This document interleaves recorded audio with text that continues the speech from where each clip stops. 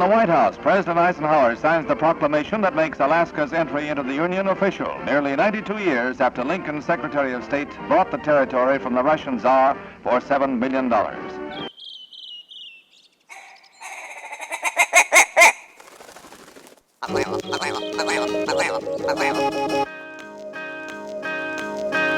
Alaska Wild Project podcast is brought to you by the following sponsors. Barney's Sports Chalet, supplying hunters with the best hand-selected gear since 1963. The exclusive home of frontier gear built for the rugged Alaskan terrain. Your one-stop shop for all your outdoor needs. Visit Barney's today at 906 West Northern Lights. Big Rays, the Alaskan outfitter, committed to outfitting Alaskans across the state since 1947. Whether you're a recreator, parent, guide, or corporate buyer, Big Rays has the gear you need, tailored for Alaska's harsh conditions. Check out their new exclusive line of aerolic waders. Big Rays for all your outdoor gear and rugged work attire. BigRays.com. Tailored Restoration 24-hour emergency home services, helping Alaskans restore their dreams since 1972. Services include fire, water, mold, post-emergency cleaning, repair, and remodeling. Give them a call in Anchorage, Eagle River, Matsu, or Fairbanks. Hit them up at tailoredrestorationalaska.com. Total Truck and Alaska Overlander, Alaska's premier supplier for custom automotive accessories and overlanding products, providing all-inclusive rental vehicles and trailers custom outfitted to explore the Alaskan backcountry with a unique and convenient traveling experience. TheTreehouseAK.com, located at 341 Boniface Parkway, Alaska's own and grown cannabis and CBD store. Ask the bud tender what the strain of the day is to get your 10% off. The Treehouse, where the culture lives. AKO Farms, located in Sitka, Alaska, built from the ground up with concentrates as their single motivation, with exclusive products such as their sugar wax, full spectrum diamond sauce cards, and more. Ask your local bud tender about AKO. Marijuana has intoxicating effects and may be habit-forming and addictive. Marijuana impairs concentration, coordination, and judgment. Do not operate a vehicle or machinery under the influence. There are health risks associated with consumption of marijuana. For the use of only by adults 21 and older. Keep out of the reach of children, and marijuana should not be used by women who are pregnant or breastfeeding. The Bait Shack, located on Ship Creek upstream of the bridge. Can't miss the bright red shack. They are the go-to fishing gear rental and guide service on Ship Creek. Tight lines and fish on. Come hook into the action with them. Hit them up at thebaitshackak.com. Lawn Pro AK, Alaska's year-round professional property maintenance team. Services include weekly lawn care, custom landscaping, fertilizing, weed control, turf repair, and more. Schedule your free estimate at lawnproak.com. Alaska's OG cider company, Double Shovel, crafting gluten-free colonial-style ciders founded as a healthier, non-inflammatory brew option. Drop by their Pop and Tap room in Anchorage off of 58th and Arctic or visit the second location in Kodiak. Double Shovel, award-winning ciders. The Alaska chapter of Backcountry Hunters and Anglers. BHA is the voice of our Alaskan public lands, waters, and wildlife. Their goal is to uphold our hunting and fishing legacy while keeping our public lands wild. Stand up today and join BHA at backcountryhunters.org. Alaska Mining and Diving Supply, located in Anchorage, is our go-to for powder sleds and utility rigs. Whether you're in the mountains with the flat bill bros, running trap lines, or hauling freight, they have the selection to get you dialed from peaks to the valleys. Find them on Commercial Drive or akmining.com. I gotta try not to get too caught up in my feelings about that kind of stuff. Yeah. Yeah, but just know that there's fucking douchebags. Yeah. And you just let them be that. Exactly.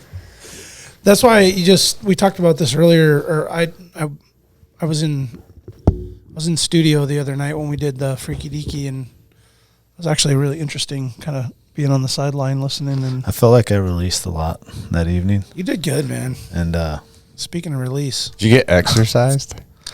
No, I'm not quite. Not quite. I'll be down to watch one. I think he released the demons though, or something. He's not exercisable. No, he's definitely not.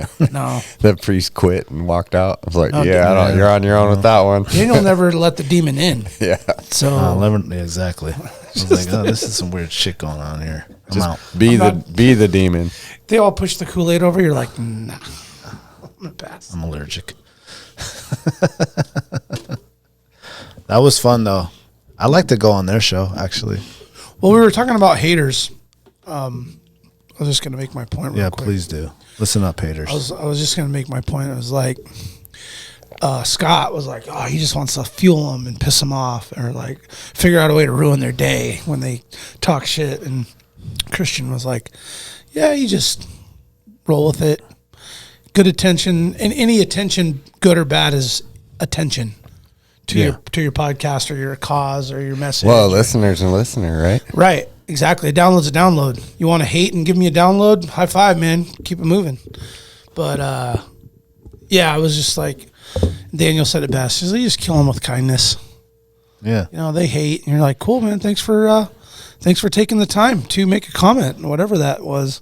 And usually if they left some hater shit, they put a lot of energy and the best action is to not respond and at all. thought into it. And so it was like, that's too bad that you wasted 13 minutes of your life to conjure up that fucked up email or text or message or, DM or whatever you call it, and did that. Sorry you can't get that time back. But again, thank you for the comment. Yeah. Kill them with kindness. I think the best is to no respond. Because they're just itching for you to respond that they can respond. They already have their response ready. They're right here. Yeah, just ready to hit. Refresh. Don't you wish that it was like in that comment section, it was like Apple phones where you can see that someone possibly is typing a text response back. Like left on red. Like the dots are just there. Like so Floating. so you could just leave it open, and the guy's like, man, he's really writing me a long response. And then it's nothing. And then it just dots go away. Yeah. It's really, I just went like mind. this, like I was going to respond, it's a squirrel for 30 minutes. I'm like, oh, never mind. I don't want to do it. Yeah. The guy's suspensefully just waiting. Sometimes I like to type in the response, like, you stupid fuck. Just like a bunch of shit. Oh, Get it off and then delete it. And then I just delete it. Yeah.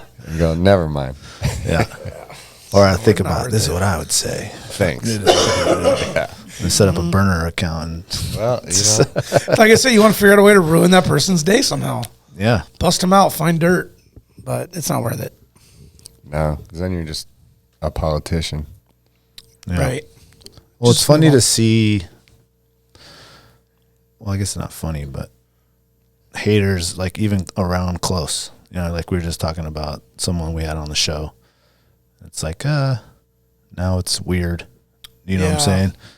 I can't tell if like the person's hating or they're like nose was too high in the air to give appreciation. Like their shit is better no matter what happens or what you do or what you say. They're above you somehow. Yeah. So, man, I don't know. Well, I can tell you my experience because of like promoting music and just knowing, being on Earth for 50 years now, and so having met some old now. some celebrities. Damn, you just dropped the 5-0 on that? Pretty close, man. You got like 2 months left.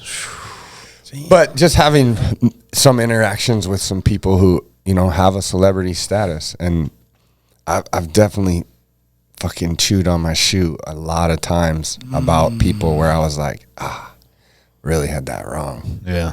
And dude, and just being like, I think I've said this even on here before, and I know I've said it to you guys, like even just being around like Brock, which is like, there's some celebrity. Yeah. Yeah, man. And it's at like a local level of someone, or being around, Gomez or any of these guys that, that friends of ours that have some celebrity. Like, I don't fucking wish that upon my worst enemy. Like, I wouldn't want my worst enemy to have Justin Bieber's life, like, or a Kardashian or any of that. Like, that's a difficult, like, it takes a different, you're built different to be able to handle that and thrive in it. So I kind of try not to judge, and especially if someone like who you're referencing right now, like they're kind of coming into having some celebrity, newer, and so you gotta like, yeah. Well, that was gonna. It's be like my new point. money, right? Yeah. New money people are different than people who came from money. Yeah. And just Good like point. our buddies or other people There's that like, we've met that have some sort of celebrity that have been that way for a while, like they know they are the most gracious, nicest After people. the adjustment period. Exactly. But they probably had some douchey in there. Oh, I'm sure. I'm sure. I mean, shit, you give me like they know how to watch act out. Douchebag.com coming right up at 25 and millions of dollars. Oh, Sorry, Jesus, man. dude. 5 years ago, I was being a real douche, guys. I'm really sorry about that. Shit. Let's get back to the old days. Yeah. Anyway, haters are New money. That's it. That's new And fans. it's kind of more annoying that when people are like self-proclaimed think that they're more than what they are, and they're really kind of not in the grand scheme. But they carry themselves like that. But at the same time, I guess I have to give them a high five for their confidence to roll that way. So, I mean, there's that side of it too, because it does take some moxie and confidence to, carry yourself and like a big deal. Yeah. And just know, like, when the internet gets turned off, you ain't shit. Yeah, exactly. Who are you again? Yeah. Where do we find you? Oh. Yeah. I mean, There's a whole lot of new internet, new money out there. Well, dude, the internet, craziness Kinda watered amount down. of money. Crazy amount of money for some of those people. Yeah. For doing, like, I don't know, the weirdest shit. Opening presents. Like, I don't get it. I don't get it at all. But Just eating. Just eating? Yeah. Those are the crazy ones. yeah. Yeah. Damn, my kids have been judging me, watching me eat. I'm like, excuse me, like, mind your own business. Like, I'll come home late sometimes and I'm eating dinner. Yeah. They've already eaten. They want to come catch up. I'm like, okay, cool. You, Dad, eat like that? I'm like, watch me eat. Well, some people are really I couldn't imagine bad recording eaters. myself and being like, all right, world. But it's popular, man. I can't stand watching some people eat. They're just, Just like with their hands. Isn't it hard when you go like, because we've gone out to eat together, the three of us, and it's always it's exactly how I want a eating experience with buddies to be. It's like everybody chews with their mouth closed. Everybody doesn't lip smack. They don't bite their fork. They don't hug or scoop hold the bowl or the plate or whatever. Hover. Yeah. Not reach over and try to grab some shit out of my plate. You guys clearly were raised not to eat like a freaking is your last meal, Yeah. And then you go like sit down with a buddy to eat a burger and he just inhales that fucker in 2 minutes. And he's like, can I have a bite of that? He's just staring Get at some you. of those Gonna eat fries. your fries. I'll just show you this move right here. You know who this is? Who's that? Can I have one? When you say "Can I have one?" how should you go? Like this, right? Can I have one? Or do you like this? Can I A have handful. one? Can I have one? It's Can just I have one? Like, wipe it out. just like the full like- claw coming out. It's like, bro, there's only 3 cheese sticks and you grab Yeah. 2 of them. Well, I grew up with like the two polar opposites of like best friends. One who ate at an alarmingly fast pace, and one who was the slowest eater like ever. Like we're all trying to leave, and they're just like only halfway through, and it's just like, dude, How are they just talking the whole time? How do you eat so slow? I don't know. He's not like that anymore. Now he's like sort of normal, and the other one has slowed down because he'd probably be dead if he didn't. Dude, just like doing the full shovel. Yeah. Oh, You're dude, like, just did you want to talk a little while we eat, or are you just going to eat and I'm talking, and then you're just going to be done in 3 minutes, and then you're going to watch me eat now? My wife makes fun of me because I'll eat like, if you have a burger and fries, like I'll eat just the fries first or something. And she don't like that. Yeah. No way. Just the like individual the greens. Some and the people go potatoes like and then the steak. counterclockwise and shit too. Yeah, I don't think I have a direction. What do you but do at Thanksgiving? Everything. You mix it in, or you go mashed potatoes first, then you eat the turkey, then you eat the stuffing. I probably eat sides first, I bet. But do you do it like that? I don't think I'm eat conscious one whole about it, but side I think- and then move on, or do you like the mix? Yeah. Like my brother's a big mix. It's like you put that, then that, then that, and that, and it's just like so much flavor in one bite. Yeah. So you don't. My wife will like make a meal and then it like comes with instructions. No. Like, no, you need to take the bite like this. That's how, like, I'm like, is that like how you designed it? Like, Morimoto. This is a 12-course tasting Morimoto menu we're having here. Like, what do you mean I gotta take my bite like that? Like, no, you need to dip it in that. You need to try it with that. Yeah. Or like, it's 2 peanuts and 1 chocolate chip when you're eating that mix, not 3 chocolate chips and like, no, you need. It's the perfect ratio for you. For me, I'm gonna eat it how I want. I guess I'm like portion, so I eat like there's. So let's say Thanksgiving, okay? Yeah, you have everything on the plate. There's How do you attack stuff. that? There's an even amount of stuff on the plate, and then it all gets dwindled down evenly all the way to the end.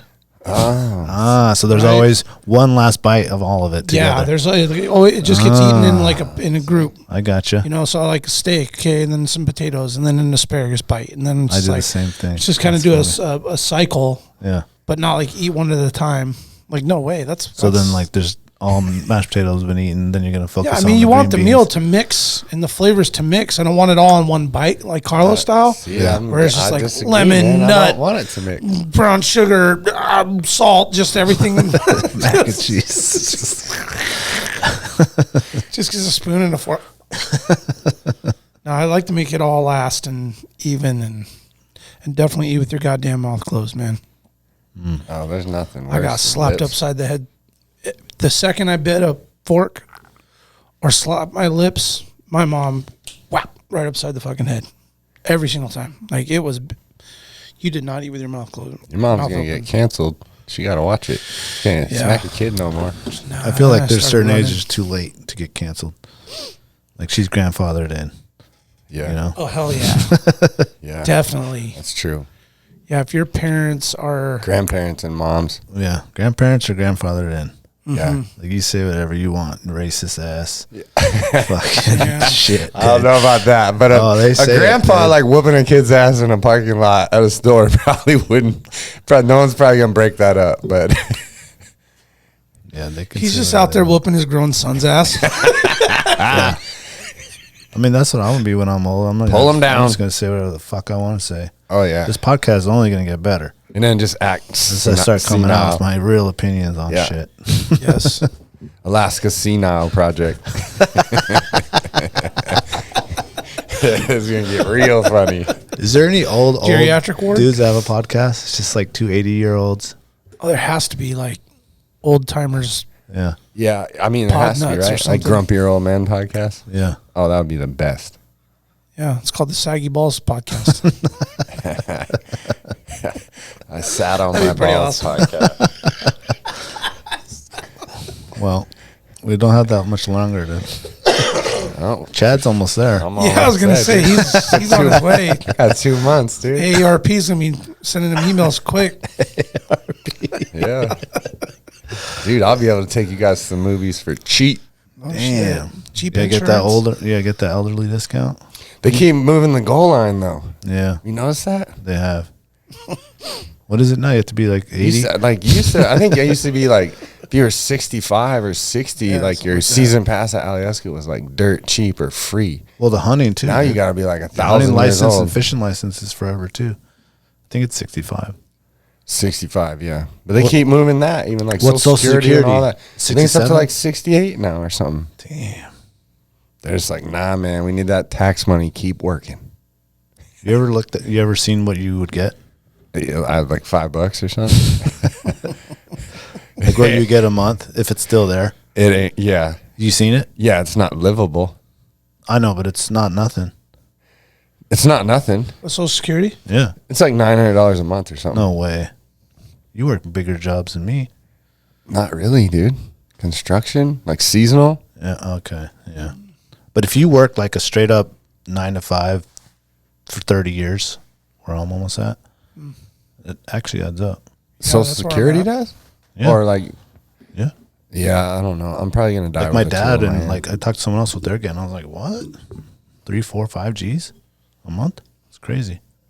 Really? OG blue collar. Yeah, in Social Security? Yeah, man. And that's just that. Like, that's why it's broken. What do you mean? Those dudes paid into it. I would say some crazy shit. I'll have to say it off air because I don't want it to get taken away from me. But I surprisingly got like a I mean, for like all the like bad luck I've had in the past year, like I got one good luck thing I'll tell you guys about at the break. Was it like a It's kind couple of million crypto in your account, like McGee there? No, it ain't that kind of good news. Like good luck, but it's like 181 million. Man, What was it? Something bro. like that? I would be out. You'd never see me again. Jeez. I'll just send you a letter from fucking Colombia. you're like, hey, I bought this place. Yeah. You guys should come I down. own Colombia Oh, where now. at? No, all of it. Yeah, it's mine. Like I bought Colombia. Check out Buitrago Beach. Isn't that how Bought this motherfucker. isn't that how he kept from getting extradited, right? Pablo Escobar? Like he paid off the Colombian national debt for them to not extradite him to the U.S. He did all kind of shit. I never knew that. He- Paid off the Colombian national debt. Yeah. He's like, I'm gonna cover the tab. Yeah. Well, then he tried to like become like in the whatever it was, parliament or whatever. He tried to be like a senator. You know what I mean? Well, yeah. But it didn't work when he. I think bombed the airline. he even funded the prison that when they he kept him rocketed in. the fucking. I think he airline out built of the air. prison that they kept him in. Yes. Yeah, there's something He like did. that. And it was He like made it a basically certain like way. an office to still run the cartel. Did you ever watch that ESPN 30 for 30 on him? On never that did. that one is They did Pablo Escobar 30 for 30. yeah, I thought it because he would be bringing, like, he paid for so much of the soccer. Oh, yeah. Huge soccer fan, and then owned a team, and then he would bring in like all the national players. He'd bring motherfuckers like yeah, he was putting from England to be like Beckham to like, come, I'm gonna pay you, $7 million to come play a game Saturday at my house versus our guys. yeah, and Like, he was you bring putting your team. super nice. Yeah, he was like Robin Hood for quite a while, and then he started not being able to like keep control of the politicians with just money, and he started. So he decided to try to become one himself. And then he was killing the competition, and then Yeah. the like poor people kind of were like, oh, this guy's just one of them now. You have to watch the 30 for 30. Yeah, I read the book, What is and how what they was caught him that? was like complete surprise too. Yeah. What's what? What was that 30 for 30? Pablo, 30 for 30. Yeah, look it up real quick. I forget what it's called. I It's didn't good. know I've they actually did one. watched it a couple I'll have to times. listen to it. It's really well. The It's two one of Es- the two Escobars. The two Escobars. Yeah. Yeah. It's part 1 and 2. Because there was another really like famous Escobar, that wasn't related to him at all, who was on the national team. soccer player, right? And he's the one that ended up making the own goal at the 1994 World Cup and went back and got murdered because people were betting their entire fucking Yeah, I got shot. At a stoplight, livelihood right? that Colombia was going to win the World Cup. And they like shot him at a stoplight or something. Yeah, they go into detail on Like how he gets hundreds killed. of rounds. Yeah. I think. Wow. Yeah, I remember that because that was when the World Cup was in the U.S. Mm-hmm. Yeah. Yep. I went to a practice. That was when I real? started. Yeah, that's when I started actually Trying to liking soccer and following soccer. Yeah, and actually started kicking a ball You around. played a a couple. Did you come and play a couple times on the Pio? Yeah, I played for the Pile for a couple That's years. right. That's right. You did. I just I told you I stopped doing it because I like did it. All the men's league games are like 9-10 at night, and then I can't fall asleep because my ankles are just like buzzing. That's straight war. Fucking old, but I loved it. I love Yeah, soccer. That's right. You did play. Did Brock play too? I suck. No, I mean he played high school. Oh, Martin. I was thinking Martin. No, I'm thinking of CJ. CJ. Yeah, CJ came. You Yeah. know CJ? Von Imhoff? Wrecking ball. The Von Imhoff sign, which I didn't know make the him connection through the to. storage lot deal. that Okay, yeah. manages. He played for the Pile. This dude was like, I heard he was good. well, he was scary. He run you over. Yeah, dude. He Oh. didn't He's a stop big it. dude. You know what I'm saying? He was you real want him on your physical. team. Okay. Oh, dude. Like, it's a 50-50 ball, dude. Yeah. He's running right It's not through you, 50-50 ball with Nah. CJ. It's It's 75% back his. down or prepare. Yeah, or get your ACL just took out. That's kind of how Wes was too. It's beer league. Wes used to play with us. It's like he's playing a football game. Yeah, He's full linebacker. Wes played too. Wes Plug in did the gap. good, too. yeah. Wes played till he messed up his knee, and then he stopped. Is that how he did it? No, Right? no. Oh. He No, did it. snow machine Yeah, he did deal. snow Oh, that's right. Yeah. Yeah. I was just talking about him last night. Was talking to a gal. Went to that. Hell, I should know the name of it. I don't want to mess this up. It was a gala for the Native Heritage. Oh. Native Heritage Gala. Reno made me go with her. You went last night? Yeah. Oh, I saw a picture of her. Yeah, it was great. It was actually really, really cool. She's like the gala queen now. She kind of is, yeah. Every picture I see, she's at some gala. Yeah, she's getting all fancy, and she's like, I better go start buying more dresses. It's like, okay. Yeah, all the galas. You can't be showing up to two different galas with the same dress. No, hell no. You got to tell. It's a one and done, I think, when you're talking about galas it's a whole like society. That. But it was really dope. A lot of the men and women were wearing like really cool, accessorized native artistic pieces, and I bid on a couple of really cool paintings and photos. Sick. Nice. For some swag in the studio, but they went above my. Don't say that. Brandon, we have 50 pictures you have to put up still. I know, man. Let's keep them coming. Don't be bidding for more. It was really cool, though. Turn this place into a collage. Yeah, man. It was cool. It was a photo of a authentic blanket toss. You know they do in the native games. And do you get tossed? Could sit right in there behind the other 5. Just stack it in there. It was a cool spot for it. Anyway, there was a really cool gal that went out to a camp for youth out in a Fognac, I guess. Oh, a couple years ago, and I was like, yeah, some friends go to Fognac. I guess she's got some connections out there. But what was it called? The gala for what? I missed that. Fuck. Did you say it? She posted on her post what it was. She told me just go to her post. Times. Smoke something. Or her story. Oh, Smokehouse Gala. Oh yeah. There it is. Oh yeah. What is that? Smokehouse. Is that like a metaphor for? Okay. Fish smoking. Yeah. Got it. There was this gal had her cell phone. This gal that got us the table, and she was like on her phone. Everybody's on their phone like bidding because you can do the bids on your phone or whatever. And it says she has a sticker on the back of her phone that says, "I'd rather be at fish camp." And I was like, "Fucking A, man, that is so cool." I love that kind of shit. Like she's grew up as a kid harvesting fish, subsistence style, and that's a place that they'd rather be than in town, like a living fish the city wheel. life. Did you text Robbie? Yeah, I texted him. Yep. Okay. Yep. But yeah, it was pretty cool. There's so many awesome programs for native youth and kids, and man, dude, if you really, really want to be successful, if you're a local native Alaskan kid, or you have enough in your bloodlines that qualifies you, there's a lot of opportunities. Oh my God, dude, there are just so many cool things. Kid could just, own the world if they wanted it. How many kids were there that could take the opportunity? There was not that many like young kids there. That was an adult. It was kind of a grown up deal. It was suit, or what do you call that, black tie event. So not a lot. There was like maybe a few like older teenage kids that were there. Yeah. But just the awards and stuff they were giving out to people that were front running programs. In fact, I got contact to a really cool lady that'll wants to be a guest on our show. She's been on with Cody and What's Up Alaska podcast. Yep, I know her. Yeah, well, I don't know her, but I've seen their thing. But we'll talk about it off the air later. But that was a really cool connection and just something unique and different to come talk about Alaska challenges. So. She's Spanish, right? Yes. Yeah. Yeah.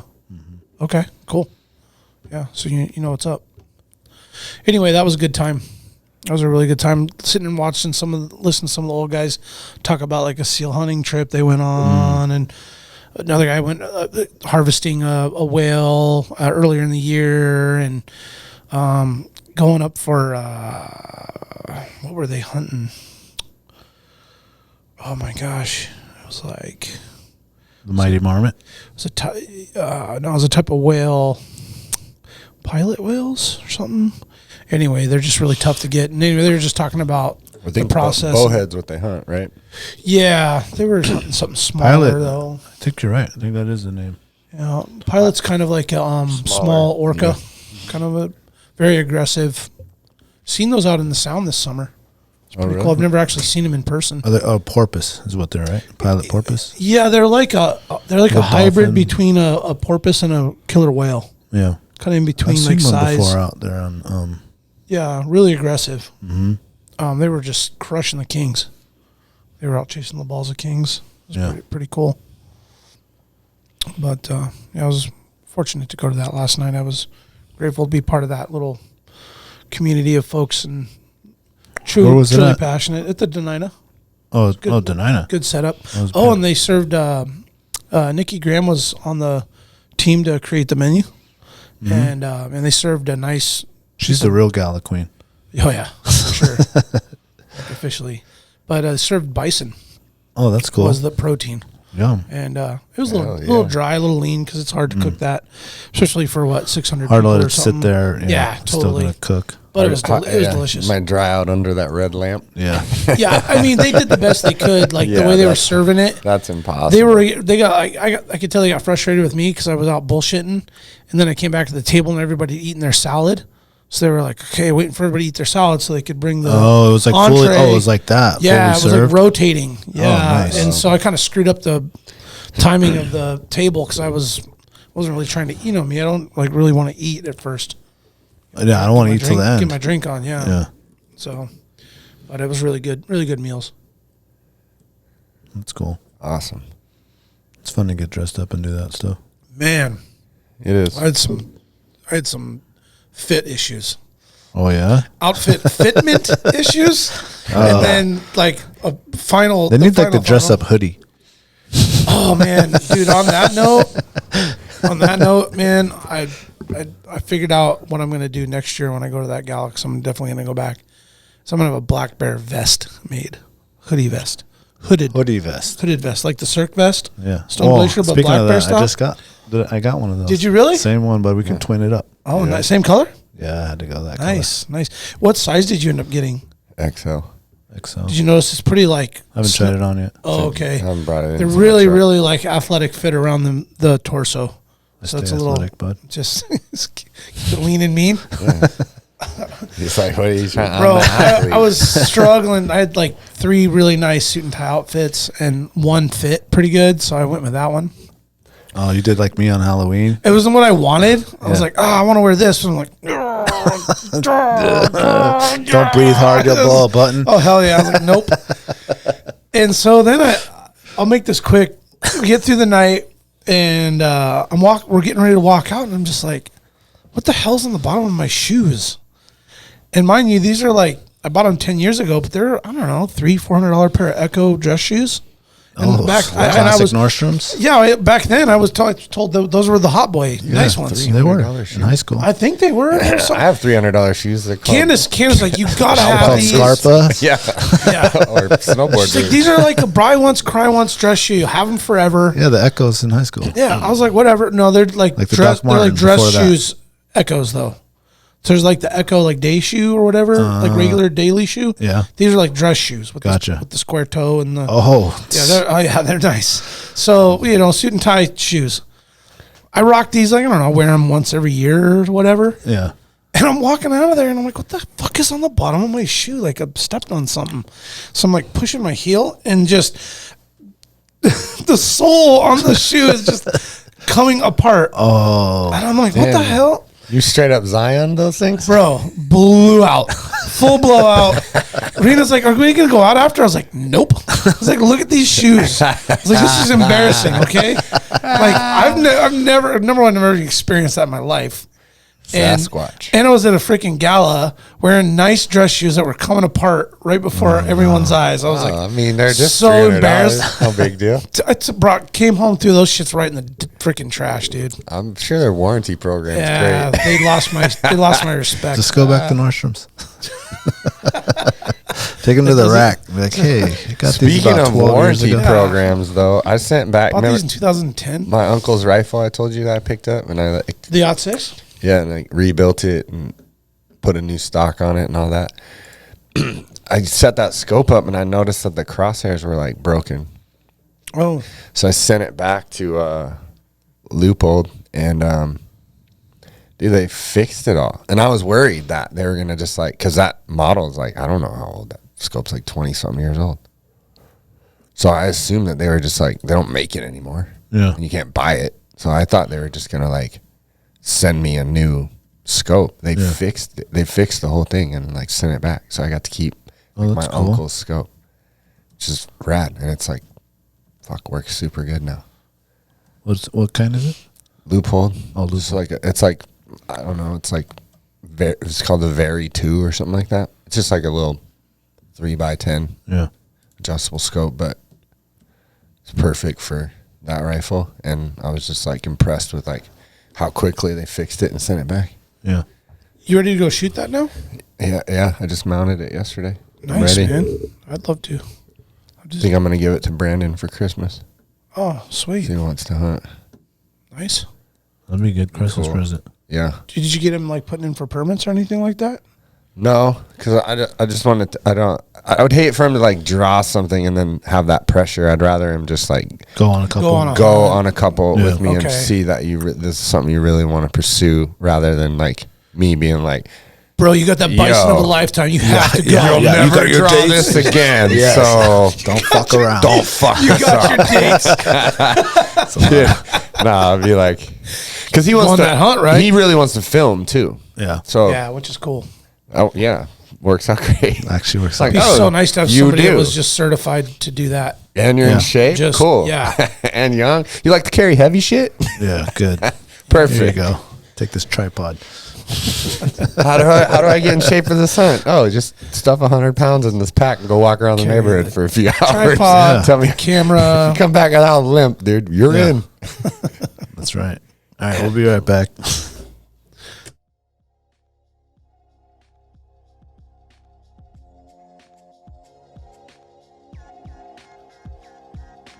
Barney's Sports Chalet, supplying hunters and outdoor enthusiasts with the highest quality gear and equipment since they opened their doors in 1963. Barney's carries exclusive brands such as Alpaca Rafts, Sitka Sims, Exo Mountain Gear, Hilleberg, and much more. Barney's prides themselves with keeping a huge stock on hand of various top-of-the-line tents, footwear, sleeping bags, optics, cross-country skis, just to name a few. Barney's is also the exclusive retailer of Montana knives, Seek Outside, Kafaru, Stone Glacier, and their in-house brand, Frontier Gear of Alaska. Barney's has a superior selection of top-rated boots, sleeping bags, dry bags, mountaineering gear, electronics, and accessories. Need freeze-dried food or mountain snacks? They got that too.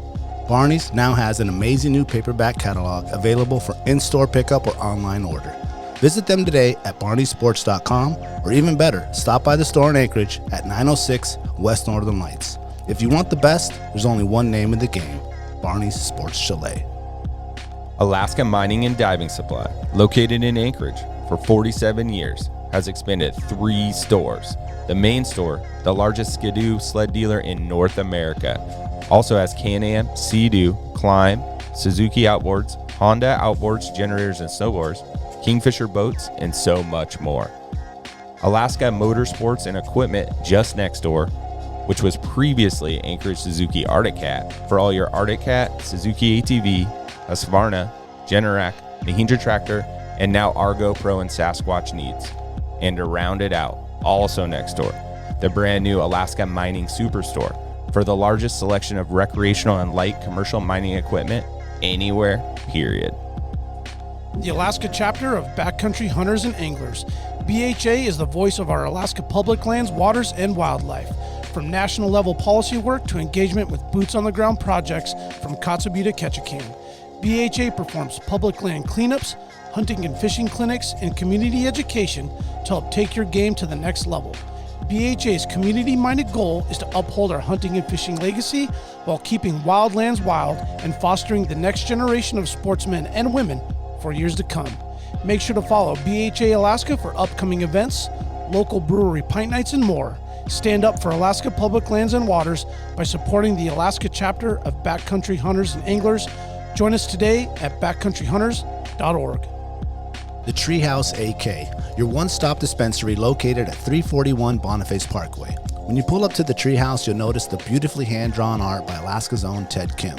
Once you get inside, you're going to see many of the same people that have been there since they opened. The bud tenders know you and what you like and what new product you should be checking out. The store is super clean and the music's always on point. The Treehouse and local owner Josh Boots is a staple in the cannabis culture through his music, community givebacks, and a lifetime desire to bring the people of Alaska the best products available. The Treehouse always has at least 25 strains available, and they're all shown prominently deli style in clear, openable jars so you can see and smell your options. Other products include edibles, concentrates, vape carts, pre-rolls, flour, dab rigs, and anything else you need, they got it. They also have some pretty sick merchandise for sale. Check out thetreehouseak.com, or better yet, stop by the Treehouse today and get started on their loyalty program. Remember, you must be 21 years of age to enter their store. The Treehouse, where the culture lives.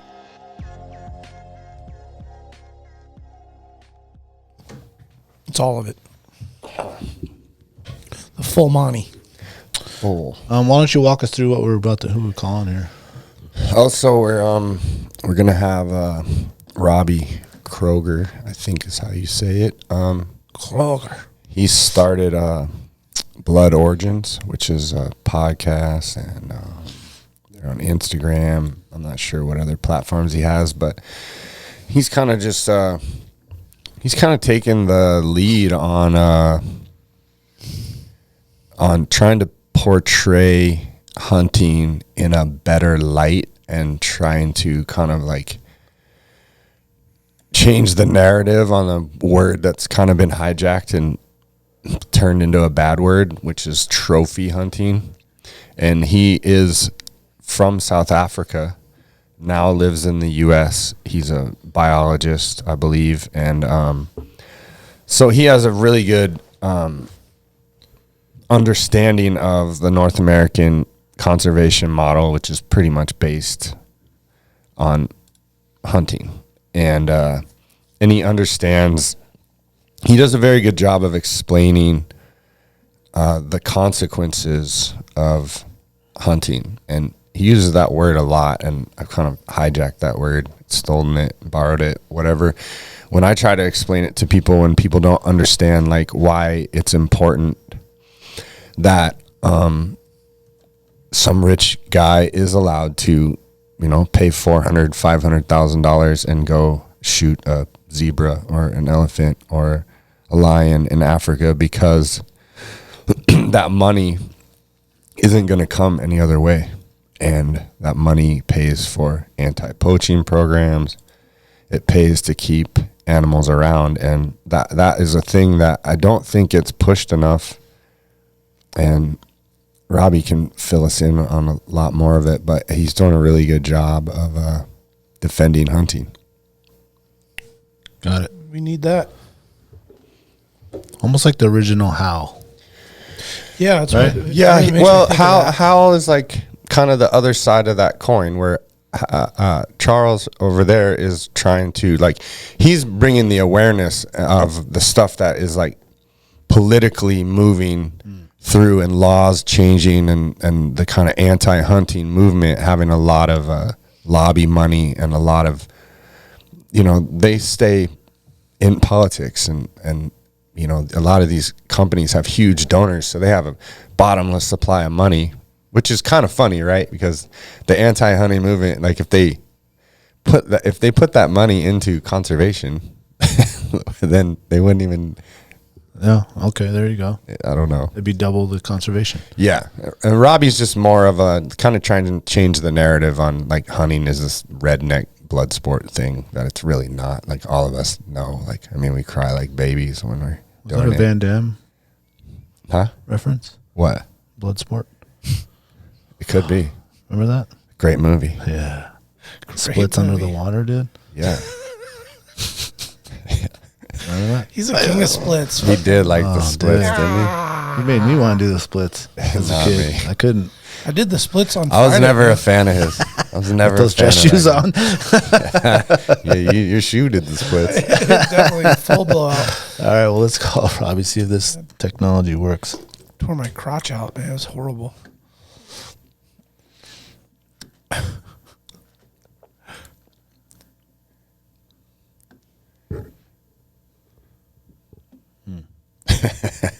Well, Drum roll, please. oh, here we go. Need that FaceTime action. FaceTime.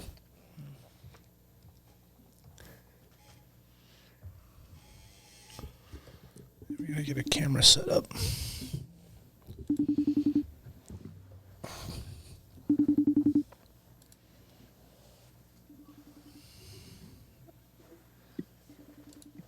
You there? Yes, sir. Can you hear me? We got the audio. We're still working on the picture. I got you. I can see you. There we go. There we go.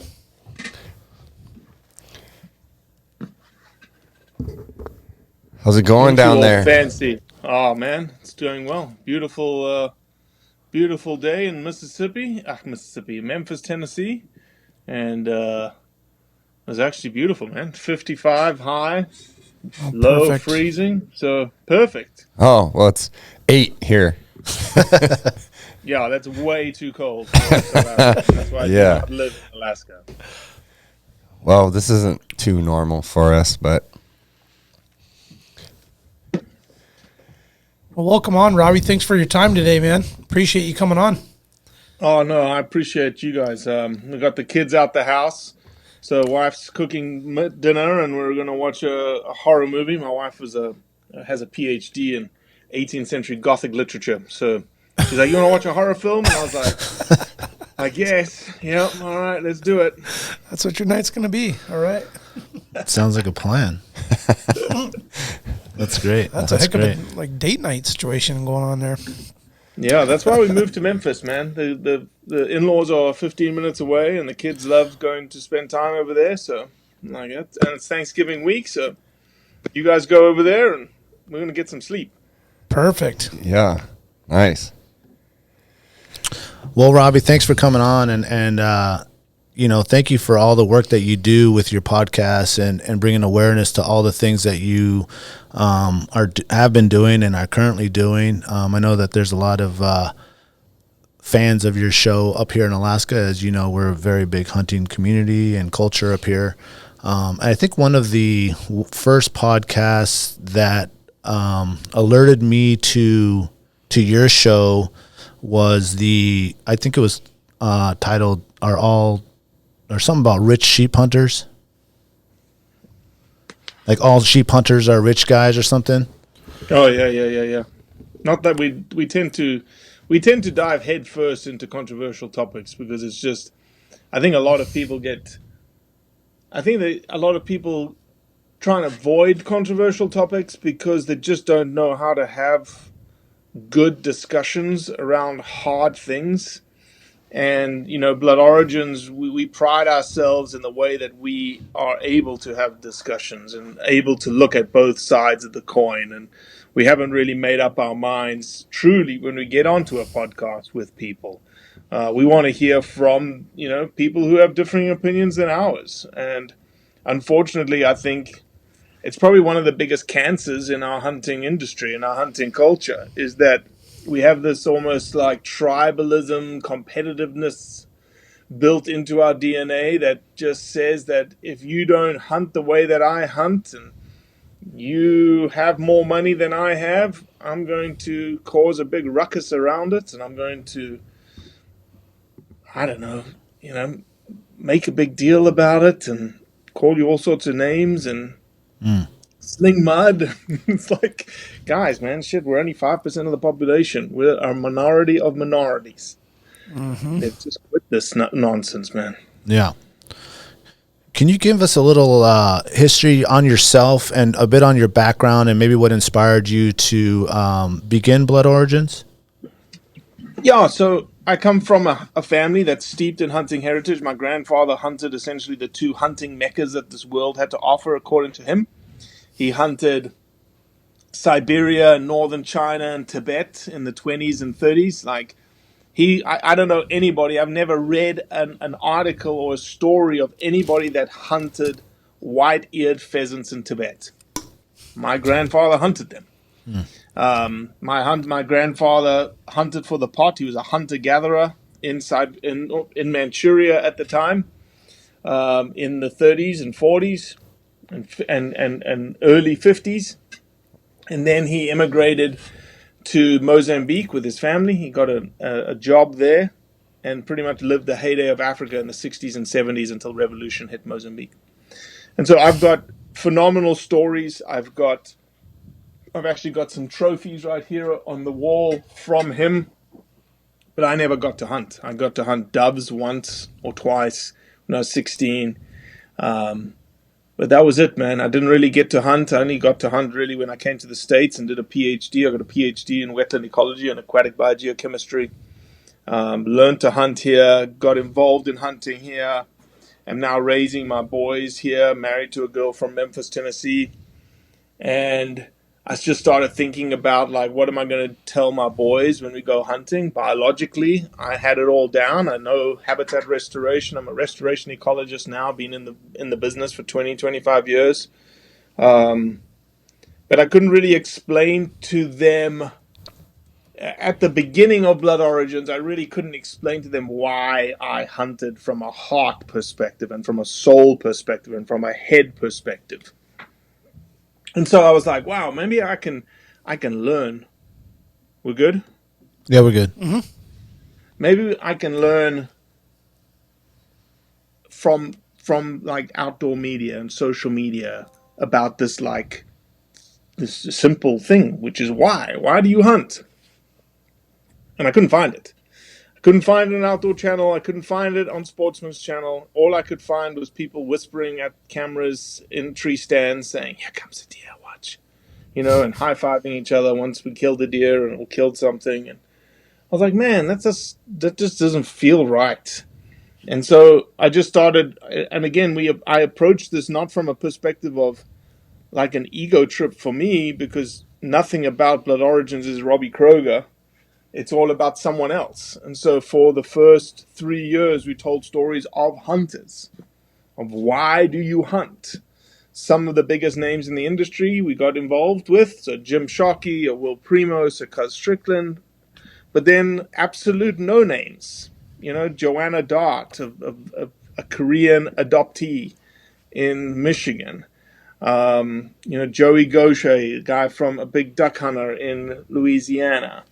So it was just like, it was the whole gamut. And it didn't matter, like diversity, ethnicity, nationality. It doesn't matter to me. I was just interested in understanding people's heart. And that's what we got known for. And then, lo and behold, we got to a point where my wife said to me, she was like, man, we just need to, I love the passion that you have for Blood Origins, but I want my savings account back. Because we had created a different business model. And I think this is one of the unique things about Blood Origins and what sets us apart, and I think what's branded us differently, in that I didn't, not for a lack of trying in those early years. You've got a Yeti cooler on your right there in front of you. Did I approach Yeti and say, hey, do you want to sponsor me? Just like any hunting, industry person wanted, a bow sponsor, a rifle sponsor, a camo sponsor, and I asked. Everybody said no. And so we just kept plodding. We just kept talking to people. We just kept doing. And so then somebody said to me, is like, man, you guys are starting to talk more and more and more about hunting writ large. And you've got some ideas. At the time, I had some ideas of like talking heads and other bits of content that we could start creating. And they said, well, it sounds like you're going into the advocacy, education, awareness sphere. Why don't you just turn yourself into a 501c3? Turn yourself into a public charity, which was a business model that then you could generate funding through. And I said, okay. I had no idea what I was doing. We had no idea like how you would do that, what platforms. Everything was like, we were building the airplane. We're still building the airplane as we're flying it. And I remember the day that we announced it, like within that day, we had 50 people sign up to give us money. I was like, oh man, okay, this could work. And that's how we've gone. It's literally like we are coming up, like even today, if you saw on my Instagram story yesterday and today, I'm coming up with new types of content that we want to create. Like just little, like the one that I'm going to do is the impact of hunting. And it's going to be just written words, because I think I saw a couple of people that have been doing that, maybe like the New York Times or the Washington Post. And I was like, man, those are just really clean graphics that people can grab, people can use, people can put in their brain They can share it around. That's one. We're going to do a myth versus fact kind of infographic. So yeah, it's been a fun ride, and we literally are just getting started. Like, I feel like we're literally just getting started. We're 3 years old as a nonprofit, and you look around at other nonprofits, and they're like, they've been around for 50 years, 60 years, and our digital fingerprint around the world is like enormous for somebody who's 3 years old. Like, I'm talking to you guys in Alaska, and people know about us in Alaska. We were just mentioned. Hell yeah. Here's how crazy it was. Literally, I got sent a video 3 days ago from a member of parliament in the state of Victoria in Australia, who stood up and was advocating for a bill for a Hunters for the Hungry program in Victoria, Australia. They do a lot of chopper shooting of fallow deer in Victoria, and they just leave the carcasses to rot on the side of the side of the mountain. Yeah. And Blood Origins was brought up in the guy's speech. Wow. No, I mean, you're doing something it's just so completely different than what everyone else is doing in this space, and that's why I think it's such a cool thing, and it's such an important thing, is because you really are like, it's an approach that's great because we are a minority, so our voting power is really not that big. So how do we convince the non-hunters to still support us? And I think that's exactly what you're doing, because you're showing people that, like, this isn't just something that a bunch of hillbillies do just because it's like they grew up in it and they just want to kill things. That it's very sustainable. And in Alaska, we're blessed with a lot of not having the problems that I witness in other states because of the awareness that guys like you and Howl and a lot of these organizations that are making us aware of things that are happening in, like, Washington and Colorado, and big rule changes, big law changes, and they're really making it difficult to be a hunter and provide for your family. And we don't have those issues in Alaska as much because this is such a hunting culture up here. But we have to be proactive to stay out in front of it, to make sure that stuff doesn't start moving here. And we do, because we have experienced some federal overreach lately, like we're aware of that. That was like the first times in probably all three of our lives where we've seen hunting be taken away from us, and it wasn't a state thing, it was a federal thing. Mm-hmm. But I don't think it nailed home, because when it happened, we're like, well, we'll just shift our opportunity from there to over here. And so some people just kind of like let it slide. But if that continues to happen, and then it's like next year they're taking this spot, and then next year they're taking this spot, and then next thing you know, half the state is gone just because we decided to not stand up from the very beginning when they began the overreach. Mm-hmm. Mm-hmm. Yeah, I think, a couple of those things in Alaska slipped under the radar. Everyone was like, what? What just happened? Oh, yeah, shit. yeah, definitely. I can't believe that just happened. So yeah, things like Howl and us speaking, I think a lot of more people are becoming a lot more aware of things happening around them. And so I think you're seeing a lot more people getting a lot more active and a lot more engaged in the legislative, policy, political system. And so it's just I think it's an awareness thing. From our perspective, I'm on a crusade to, when you start reaching, we are specifically creating content for the non-hunting majority. Like, yes, hunters absorb it, hunters take it in, hunters share it, and every time they share it, it filters into their spheres, their community spheres that are full of non-hunters as well. And we do things that are out the box. Like, we will purposely put money behind messaging in Facebook towards non-hunters. We don't promote. If you see, most of the Facebook posts that you see are promotions or sponsors on things that you want to buy, right? Yeah. We're completely antithetical to that, in that we're promoting and sponsoring posts that show what hunting is doing for people, for wildlife, for communities, into non-hunting arenas with no return on the investment, right? We're not selling anything, that we're not reaping sort of funds back for the funds that we're spending. But hopefully we're planting seeds constantly across social media, so that when the ballot box does occur, or when a legislation does come up, or when someone says something about hunting at the dinner table, someone goes, well, I just saw something that was really interesting, man. These guys were going in there and they were helping people and putting boreholes in and giving them food, and I didn't know that about hunting. Sounds like you don't know that about hunting either, you know? So that's where we're after, and I would say that, you know, that's pretty powerful message, man. When you start thinking about what resonates with people, messaging wise, if you're helping people, it's a pretty powerful message. You're helping orphans. You're helping people who have no access to water. You have people that have no access to food, no protein access. You're giving them jobs. You're giving them access to medical. Those are all real powerful messages. Yep. And then when you talk about the wildlife side of things, like, you know, look at all the wildlife that we're promoting. Look at all the science behind the wildlife. Look at all the wildlife populations that are, sustaining or increasing all around the world because of hunting.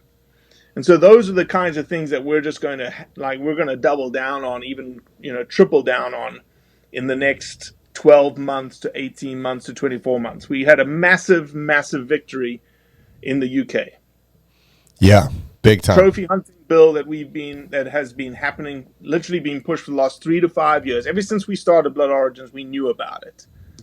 That died. It was not in the King's speech, and it died. But it's going to come back.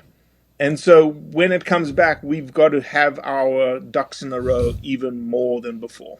We've got to have all of the data. We're going to have all the impacts from everywhere. Like, show me what's happening. Show me how much habitat is protected in the state of Arkansas because of hunting.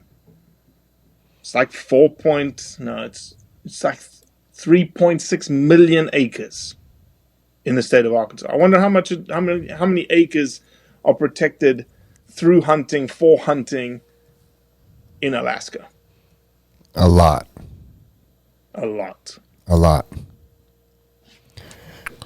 Well, can you dive into I think there's probably a lot of people that don't even know what just took place in England, and I know that your take, and being from South Africa, you have a better understanding than any of us about the importance of the so-called, you know, I hate to air quote, but trophy hunting in Africa, and actually what it actually does for conservation and for the people of Africa. Yeah, so a lot of people don't realize, but that UK trophy hunting prohibition bill was a global prohibition bill. So somebody from the UK couldn't come to Alaska, shoot a doll sheep, and bring it back to UK. That was illegal. It was a global bill. And so the idea behind the bill was, in the beginning, the way that they couched it was like, oh, no. All we're doing is we're just stopping you bringing your trophies home. And we're like, okay, that doesn't really make any sense. And then as the heat started turning up in the last 6 months to 8 months, what we heard directly from them was like, this is our way indirectly to stop people hunting. If you can't bring your trophy home, and you can't, you know, bring the memory back that you're looking to bring back, then you aren't going to potentially go hunt any longer. And so, you know, a lot of people have started thinking outside the box. So a lot of taxidermists are very well now equipped to handle replicas. And so 3D taxidermy is going to become, I think, more and more prevalent. I think people are going to start realizing it looks about the same. It feels about the same. People aren't going to see it as anything different. And you may even say that it's a replica, that you didn't bring the trophy home. You didn't need to bring the trophy home. I think one of the funniest things I've heard is out of Pakistan, actually. Some of the locals there say they'll give you the horns and they'll give you the skull and they'll give you the cape because it's the least important thing to them. They don't even want them. They're going to throw them away. Yeah. They just want the meat. That's all they want. Everything else goes in the trash. So if you want your horns, you can keep them. We're going to go in the trash anyway. So trophy hunting, it really is it's a bastardized term that is used against the hunting community. It's being used in Colorado right now for mountain lions. And really, at its core, it just means just selecting the most maturest male of the species. That's all it is. That's the term trophy hunting. And initially it was used from a Boone and Crockett perspective to understand health in ecosystems. So the larger the horn size or antler size, the larger the body size, all had indicators of an ecosystem getting healthier and healthier and healthier.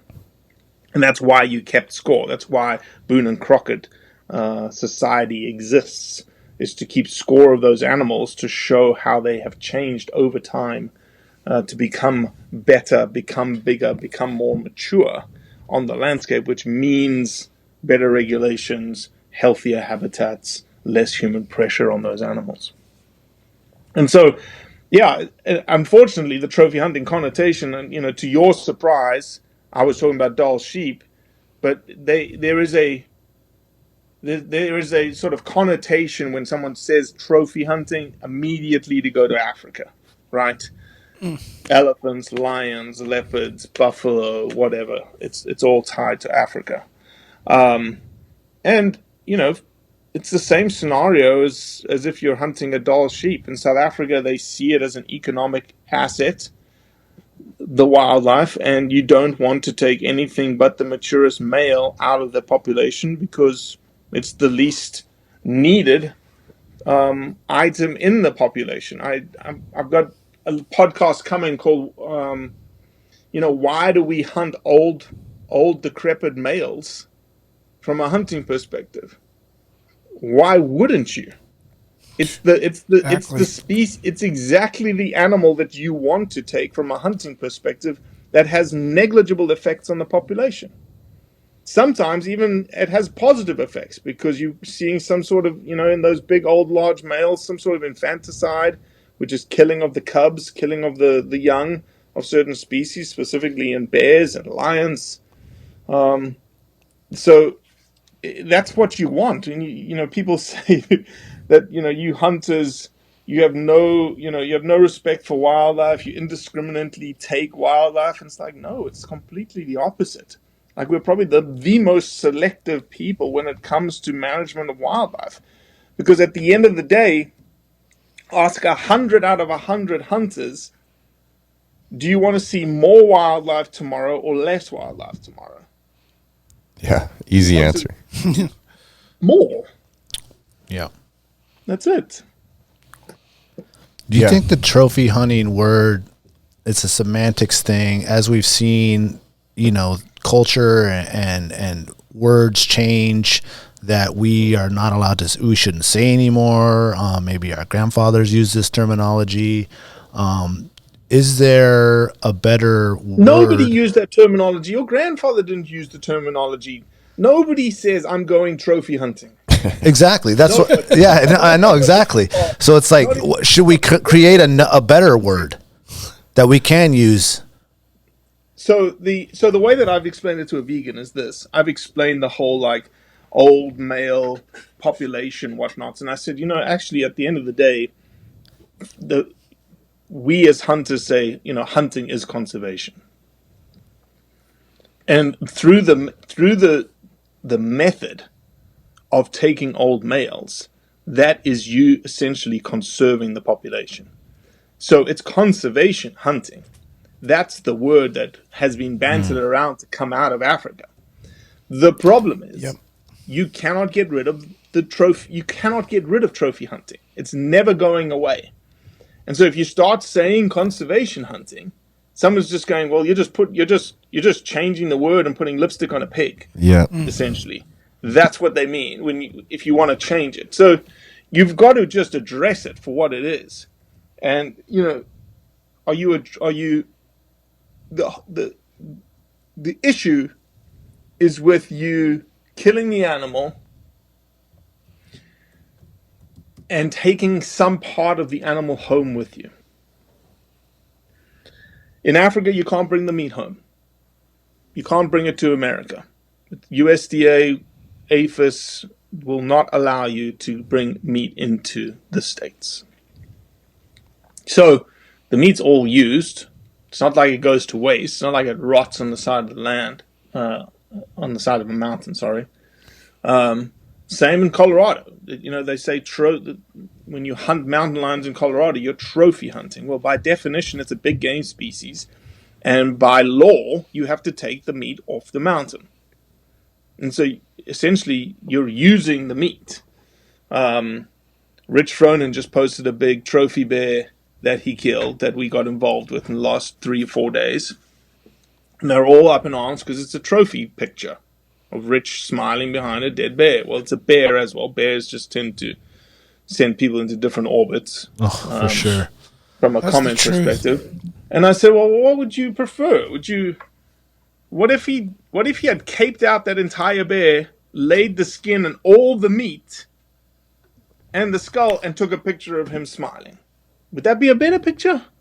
Because it's essentially the same thing. So it's, from my perspective, obviously I'm in the trenches every single day. And it's almost like, going back to your point about rhetoric and semantics, it's almost like you've got to ask those kinds of sort of step back type questions. You're like, okay, so you have an issue with the picture that he took. Would you have an issue with the picture if he did what I just said? Break it all down. Here's all the meat. Here's the cape. Here's the skull. Yeah, or a picture grinding sausage, I mean, would you get that many people hating or high-fiving? Yeah. Exactly. Yeah. I want to continue on the bear topic and kind of bring in the whole thing about bear personification and its effects and history on, especially in American society. I know that you brought this up before about, Yogi Bear and Smokey the Bear and this idea that these animals are cuddly teddy bears and looked as in a sweet, innocent way compared to what reality is, and also the inability for people to understand that this is actually an animal that you can eat. And was in our early American history one of the key influential pieces of meat with the render of the oil to actually allow people to expand into the West. Yeah, I'll start by taking a step back. I think all predators people have issue with, and there is a connotation that you do not eat another predator. Mountain lions. People do not eat mountain lions. Even some of the best meat I've ever had. That's what I heard. I've never had it. Hopefully we'll try it in the next year or so. Lions in Africa. Not many people eat lions, but there are certain communities that do.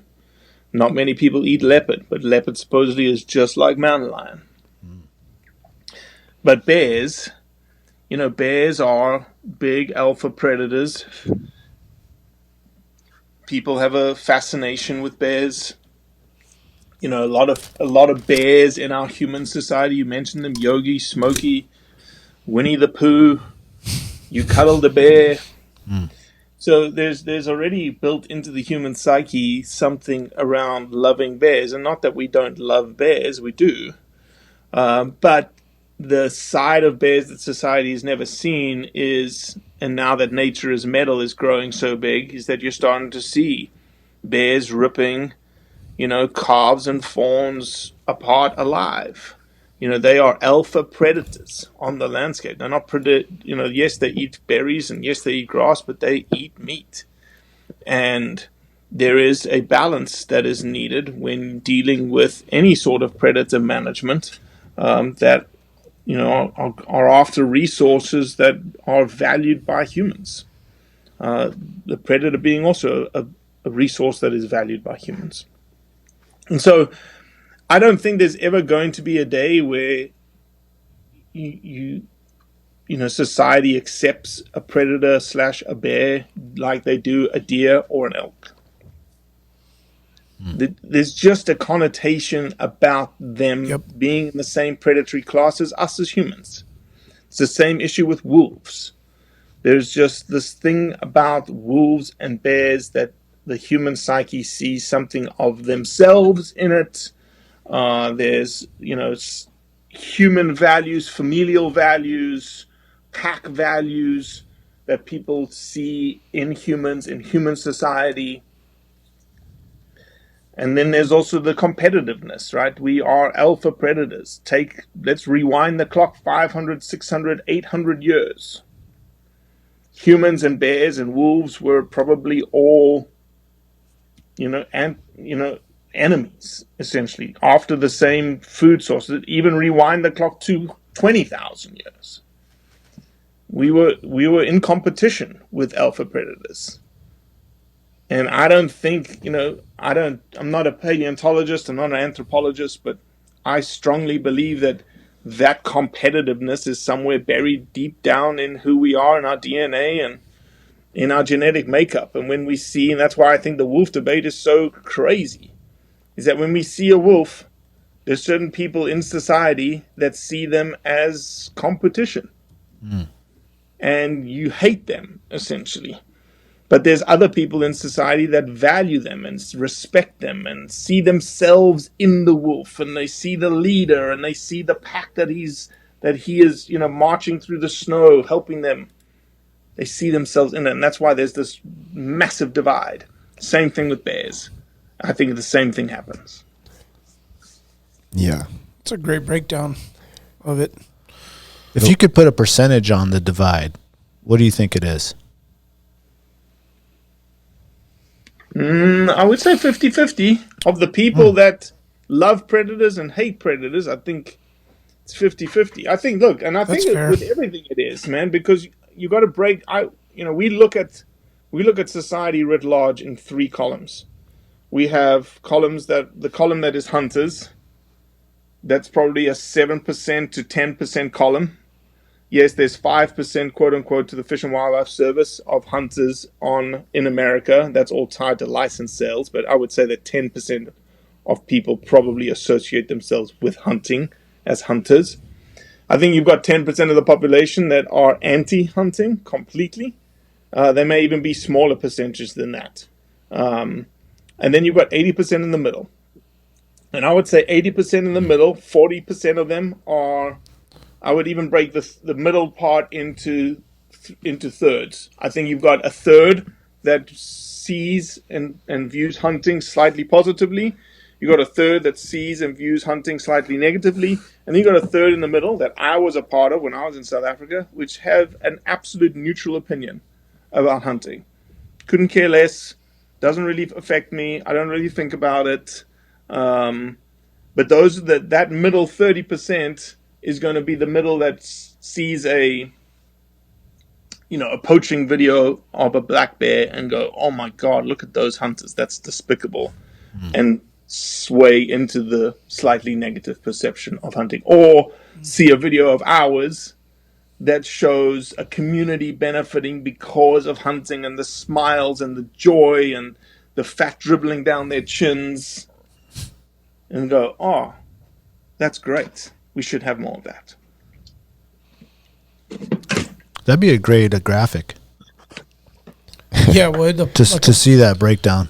Like the pie chart? Yeah. I think we should build it. I think I'll build it. Yeah. Yeah, I think we should build that. That would be pretty cool. And then it would kind of almost even focus as like, okay, so this percentage here is, the movable percentage. Oh, right. Yeah. Yeah, and I'll say this. So whenever we get tagged into, you can imagine the stuff that we get tagged into today. But we get tagged into huge accounts. Like, 6.5 million Instagram accounts, Jason Momoa's, I think that was a 30 million account. He may be more than that. Dan Bellizarin has like 38 million when he posted the thing about, I can't believe people hunt these for sport. And whenever we engage in those types of accounts, we're never going to try and change the mind of the person that's in that account, because they're probably in that 10% we don't like hunting part. Yeah, their mind's made up. Yeah. But I know 100,000 people are about to read my comment. and they're about to read how I engage people who come against me and come against us and attack us and whatnot. That's why you see, whenever you watch us and you see how we interact and how we respond, we're very, very respectful. And we're very gentlemanly in how we respond. We're also very honest. We're very blunt and like, yes, you're right. This is not a good image. A big, white, fat American dude smiling behind a line, not great. I agree with you. But let me tell you how much money he just spent and how much money just went into the community. So forget about his motivation for a second, because I can't change his motivation. But do you agree that helping the school is a good thing? And so 100,000 people watching it, I probably have planted 10,000 seeds, again, that may not germinate right then and there, but may germinate in the future to being slightly positive in terms of their opinion and narrative around hunting. My problem as an executive director of a nonprofit trying to raise money, they're like, well, what's your impact? I'm like, I have no idea. Wow. Because it's only going to tell in like the ballot boxes, or when a legislation gets put forward, or when a positive news article comes out about hunting, or X or Y. Did I have a part in that? I would hope so. Yeah. I think I so. can't tell you that. Well, like you said, you're planting seeds, so sometimes you won't know for years if that fruit's going to come off of that tree that grew in whatever part of the country or nation or world. That's right. that affected that one person. That's right. Well, and the beauty is, Robbie, you guys are doing something about it. That's the coolest part, because we can sit around here and gas bag all day about making changes and doing stuff, but with the amount of attention you guys have, it's got to be making a difference. You are doing something about it, you know? Yeah. No, I agree. And look, I think we're just beginning, and I think we're just getting started. We're growing every single day. Every single platform that we engage in is growing every single day. We're not I like this analogy in that we're not the shiniest car in the garage. We're not the fastest car in the garage either. But we are the most reliable, most persistent vehicle you will ever start. We start every morning and we just plod along up the mountain every single day. And it's a 24/7, 365 job. Like, it doesn't matter because people don't realize, it's the weekend. Australia, it's not the weekend. On Sunday, it's Monday already in Australia, and they're hammering you. So we've got we've got a big global fingerprint, and we're proud of that, and we're going to continue to expand it. But that means that it just, everybody is reaching out to us on every single medium that you can imagine, all the time. Well, I think that the proof is there just in the fact that some of the guests you've had, like I just listened to your podcast with Eric Jackson, and I mean that was a great podcast, because there you have a guy who doesn't come from a hunting background. He, like, none of his friends got him into it. He just chose to do it because he wanted to source sustainable, good quality protein for his family. Yeah, and a great, non-hunting community that he is now portraying hunting into in a great light, which is that's more of the people that need, and that was awesome that he has that celebrity power, and he was able to get Sitka behind him and do a film, because it does show. I think we need more of those people making videos, so we're not getting the bad light all the time. Yeah, and I think, look, we're 1 degree of freedom away from monster names that just, and we've got ideas for content. I've got this one line of content that I hope we'll pilot in 2024 and maybe kick off like really strong in 2025. It's called The Introduction. And so I know very, very influential people right now. Whoever, right? So, say it's Rich Fronin. Hey, Rich, I want you to introduce hunting to someone else in your circle that's super influential. And then let's film it and let's tell their why and let's get their story out. So it's like, okay, one of the things with Rich is, who's the biggest CrossFit name? Should we get a Jason Khalipa, who's just a bigger name as he is, and say, Rich and Jason, you go hunt together. We'll film. We're not interested in the hunt itself. We're just interested in Jason's why he's decided to go from a hunter to a non-hunter and expose that to his community. Yep. Same thing. And so that could be a Jack Carr taking Chris Pratt hunting for the first time. That's how close we are to like huge names. And especially the way that we film and the way that we broadcast message and the way that we attack things. I think those bigger names will be comfortable doing it because they know we're not going to show it in a way that they're like, ooh, that's going to be cringy, right? Or, oh man, I don't want to see any kill shots. I don't want to see any blood. I don't want my community to see it. And I was like, well, that's not what we're interested in. They know you're hunting. That's the other thing we've taken is that we know we hunt, and inherent to hunting is killing. Do we really need to show? That's a great idea. You're showing the story behind the story. The why of the story. Yeah. Because everyone already knows how it ends. You're really showing the beginning and focusing on the beginning. Yeah, 100%. Well, I think that, I think that's exactly how that's how I met you, and that's how I found out about Blood Origins was through basically, someone like Bert having the wherewithal and thought process of being like, hey, I live in these two different worlds that are very similar in the personalities that are in both of them are very like motivated, driven, type A type personalities, but they don't intersect. And then he created Winter Strong, and that's exactly what you have. You have people there who are probably have never hunted, maybe never even picked up a firearm or a bow or anything, and then now they're doing it.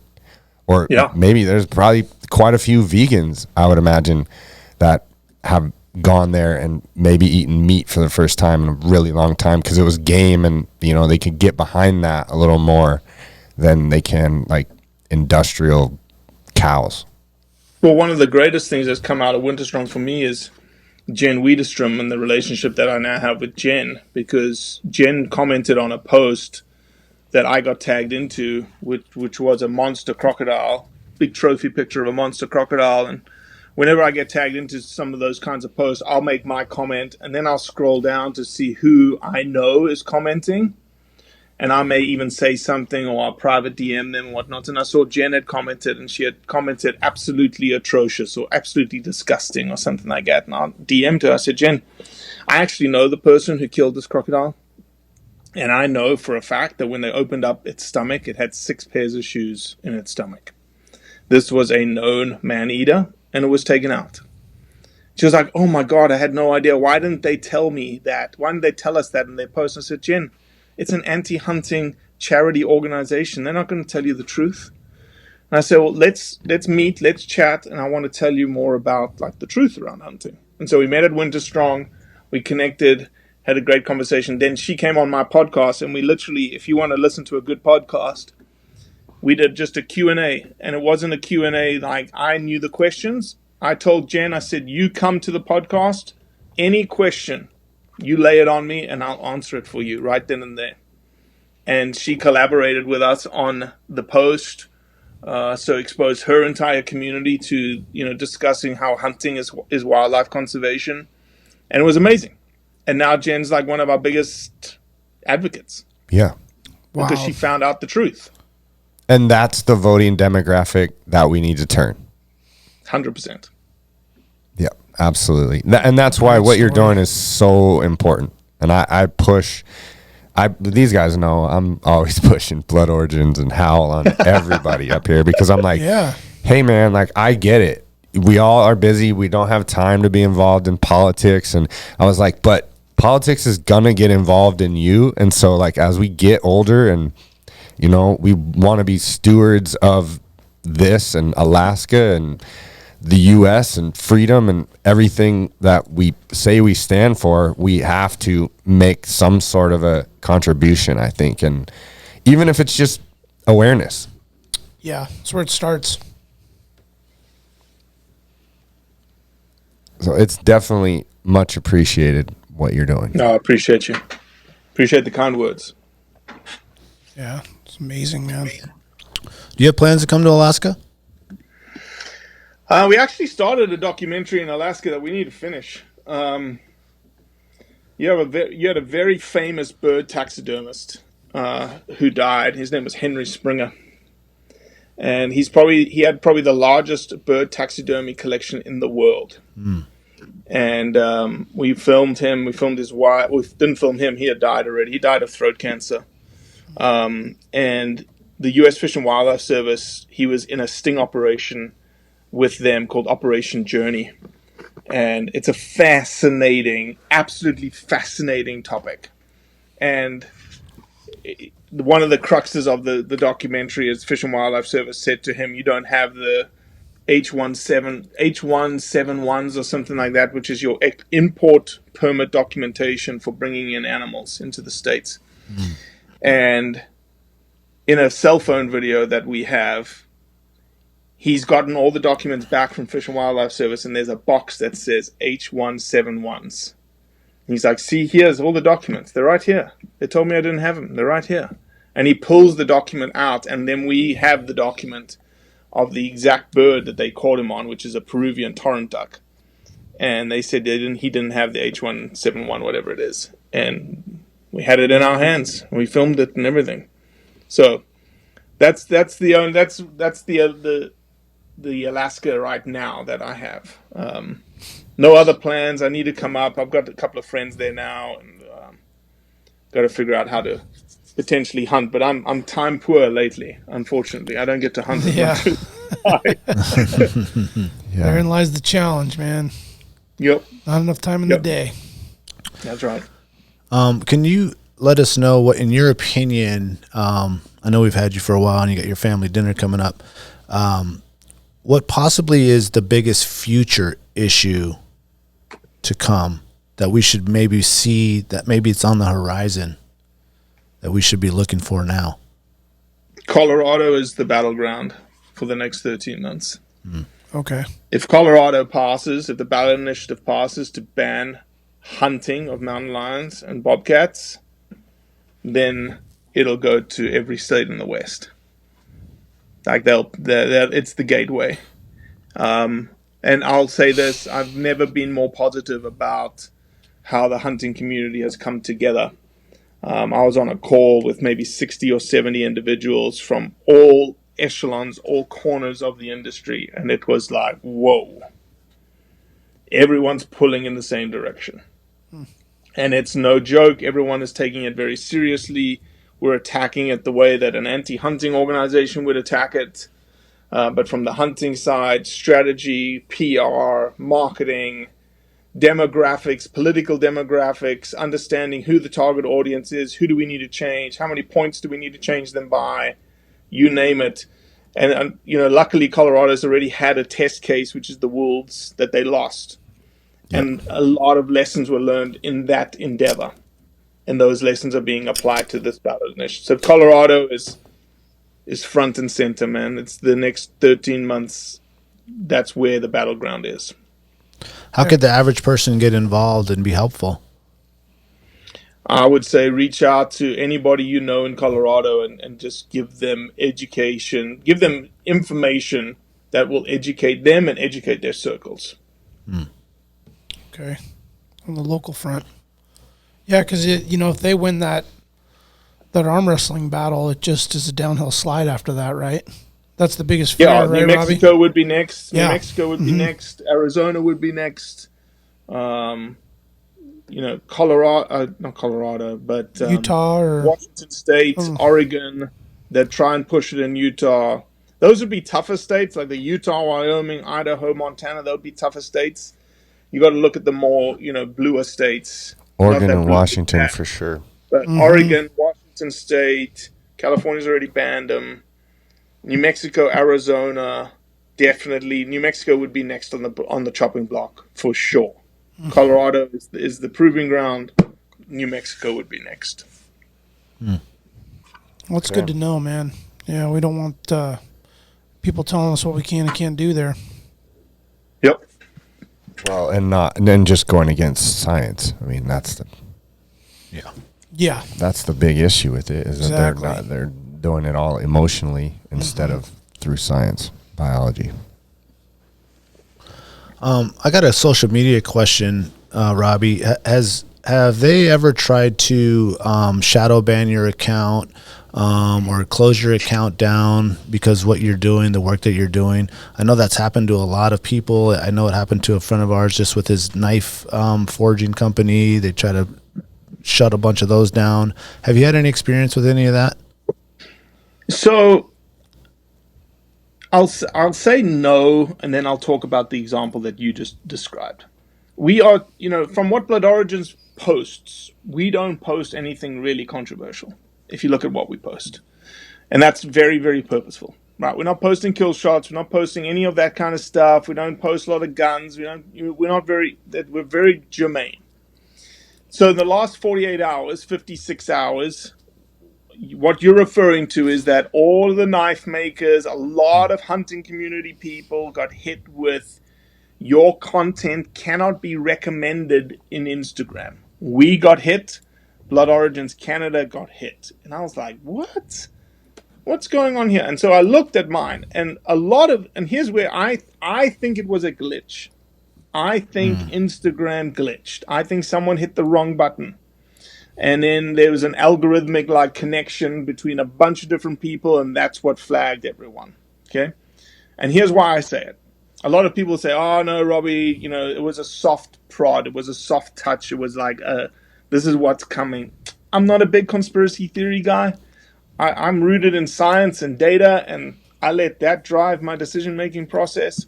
And so when I saw a lot of people being flagged, and all of those people that were being flagged had 5 posts that they were flagged on, I had 5, Blood Origins Canada had 5, Chad Mendez had 5, Michael Hunter from Canada had 5. I was like, that's a little coincidental that we all had 5. Yeah. Not just 2, 3, 8, 10. And when you looked at the posts, they were very benign. Yeah. Like my post that got flagged was 2 females smiling. And the Michael Hunter had a squash called up for, violating the guidelines. It was super, super benign and random. And so, and then within 24 hours, It was fixed. it was all fixed. Everyone was back to normal. Yeah. And I was like, and a lot of people again will have said to me, it was a precursor. They were testing the waters to see how much pushback they got. Maybe. I don't have the data to prove that. All I have is what I saw. And what I saw was a very coincidental that everyone had the same number of posts. Some accounts actually got flagged, like the entire account. And maybe that was more of the knife makers. I don't know. And I couldn't appeal. Like I could appeal, and then it would gray out, and then within 10 minutes I could appeal again, and it would gray out, and within 10 minutes I could appeal again, and then all of a sudden I couldn't appeal anymore. So that was weird as well to me. And then back. So, but yeah, to the bigger question, no, we don't get flagged. We've never had anything in any of the social media circles of us being shadow banned or anything like that. When people say they get shadow banned and their likes and engagement goes down, I've never really worried about it because our content is so diverse, and that's one of the reasons why I think our engagement is so low, is that we have such a diverse audience that when they see like the Africa stuff, we have a certain part of our audience that loves the Africa stuff and they engage the Africa stuff. Yeah. When we do Turkey stuff, there's a very small segment of our engagement that deals with Turkey stuff. And so, you're of a spectrum of 180 degrees, we may be hitting only a 20-degree sliver, 30-degree sliver every single time we post, versus a John Dudley who it's archery specific. His entire following is archery specific, and he gets 80% of the engagement every time. Yeah. Again, that's That just makes my sense. rational, data-driven science brain. But it's still worrisome that at the push of a button, an entire conversation could be shut down. Yeah, but look, let's be. I was actually thinking about this in the last 24 hours, 48 hours. What if Instagram went away tomorrow? We were just talking about that too. Yeah. We would figure out something. Yeah. Right. Yeah. A We'd pivot. go back to old school methods. We'd go back to blogs. We'd go back to websites. We'd go back to something would change.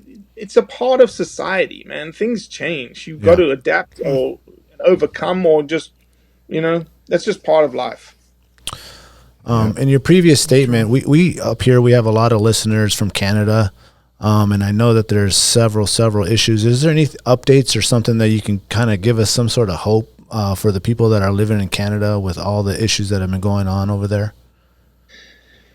Yeah, the government, they did that whole putting out the grizzly bear plan in BC, and there was a lot more pressure brought this time around than the last time, and I think the Canadian politicians and government felt that. Even though the response we got, well, we're not opening that up for discussion right now. Okay. But your voices were heard. And I think when the election comes around next year and things start moving and shaking and people start, talking about it again, who knows, man? Who knows if grizzly bear hunting comes back? I think specifically with the First Nations people and their push to get grizzly hunting back, I think there's a good opportunity for it. And, I don't know, maybe it may come sooner than I would anticipate, but I think you're going to start seeing some positive steps from hunting organizations and hunting communities versus always being on the back foot. Right. You've got people like the IOTR crowd, which is the new kid on the block. They came out of Chicago Safaris. I don't know if you've heard about them. It's the International Order for T. Roosevelt. And one of their missions is to put into state legislature the right to hunt and fish. Happening in Florida, it's happening in Ohio, it's happening in Michigan. Imagine if Colorado had a right to hunt and fish. Didn't they get it passed in Florida, right? Montana, or I thought Florida. They got it passed in Florida to get on the ballot for next year. Okay. There's different processes in different states. So it'll be part of the state constitutions. Correct. Okay. Yeah. And it seems like they're playing offense. Yeah. It's an offensive move. Yeah. Yeah. Yeah, we're being I like the movement has gone a lot more proactive than reactive. Yeah, and it's going to get more and more. We're just, at the beginning of everything. We're at the beginning of a howl.org. Imagine what howl looks like in 5 years or 10 years' time. Yeah. Right? Yeah. And we start saying, okay, well, let's get freaking trapping back in New Mexico. Yeah. Let's do it. It's very encouraging. Yeah. It's very encouraging. Yeah. It is. And it's, again, it kind of falls all back to awareness. Yeah. Yep. Yeah, it gets back to awareness, and again, my job is to put information in the brains of you three, so that the next time you're having a dinner conversation, next time you're in social media and you see a comment X or comment Y, you're like, Robbie said this. I feel confident enough to have an intelligent conversation with someone and say, hey, I actually think it's like this because I heard, this and this, and I saw this, this, and this. Same thing in social media. What we're doing is we're giving you information. That's number one. But I think we're giving you the confidence to engage. We're giving you the confidence to say, I know enough about this topic that I can engage. Yeah, the talking points. Yep. The tools. Yep. Just handing you the tools. No. Well, thank you, Robbie. Thank you for coming on and spending your Sunday with us. and for all the work that you've done and will continue to do. And for anyone that's listening, Blood Origins is the podcast. You can find it on Apple and Spotify, and Blood Origins is also the Instagram channel.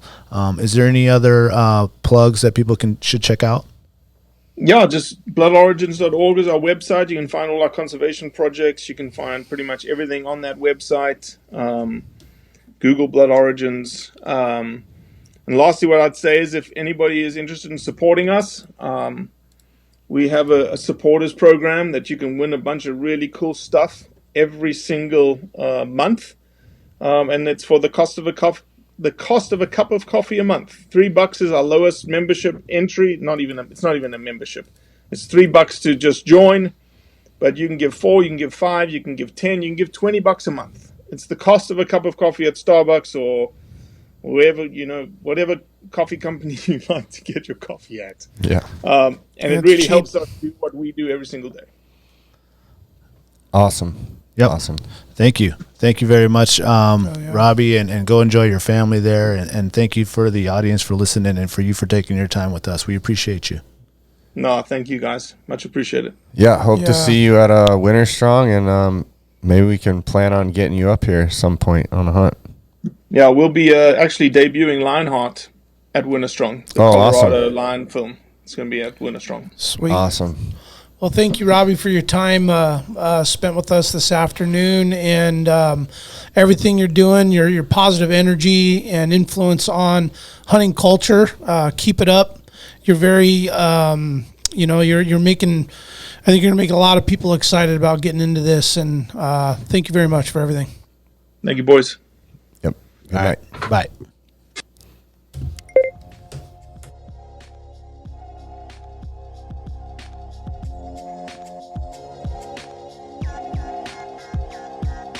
Big Ray's, the Alaskan outfitter, committed to outfitting Alaskans across the state since 1947. Whether you're a recreator, parent, guide, or corporate buyer, Big Ray's has the gear you need tailored for Alaska's harsh conditions.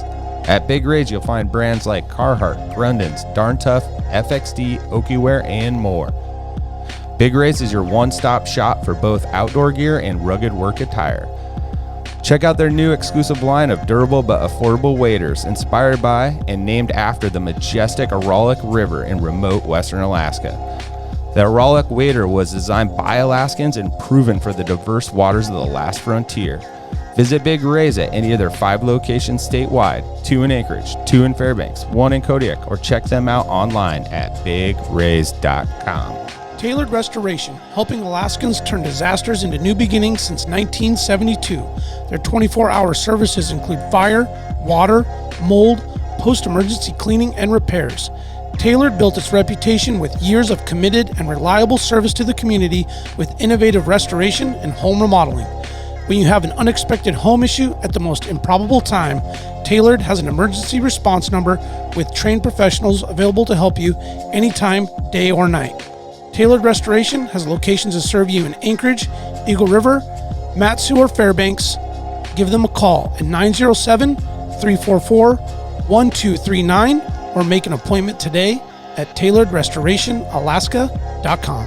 Total Truck, Alaska's premier supplier for custom automotive accessories and overlander products. If you want to customize your vehicle, talk to the team at Total Truck, where you'll find their expertise along with top brands such as ARE, RSI Smart Caps, Goose Gear, iCamper, Frontrunner, Rigid Lights, Rhino Lining bed liners, and everything you need to outfit your truck or SUV. Want to turn your truck into a sleeping option? They have rooftop tents, custom camping equipment, electronics, and solar energy packages to keep you powered up deep in the backcountry. Stop by their store location on Dowling between the New and Old Seward Highway or check them out at TotalTruckAK.com.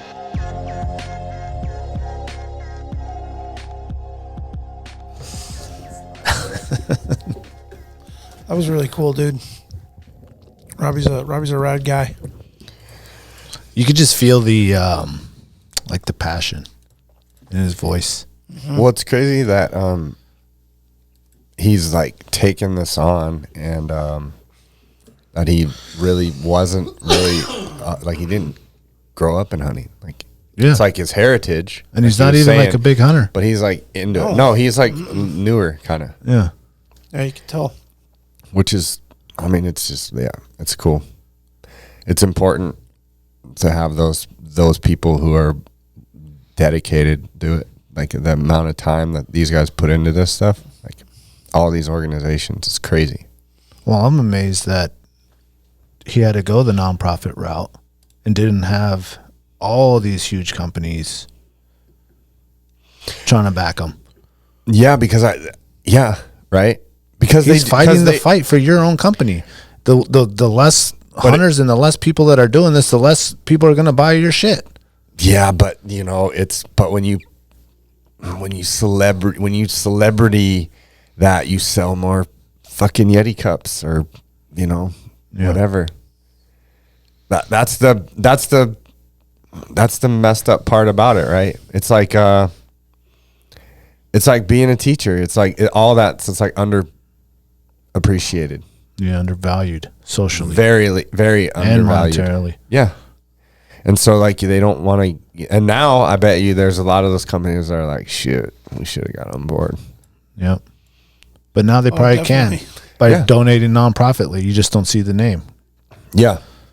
Yeah, and now, you know, they missed that boat. And shoot, it's probably a better return. Yeah. On their investment to go a non-profit route. Yeah. It's all tax write-off. Yeah. No, it's huge. It's good. I'm glad he took the... Yeah, we need an attorney to, if someone's listening out there. Give us the full English version of what all that means. Yeah, the dummy, the nonprofit for dummies. Way down. Yeah. Like a paragraph or less. Like, how does this work? Yeah. Exactly. No words bigger than 7 letters.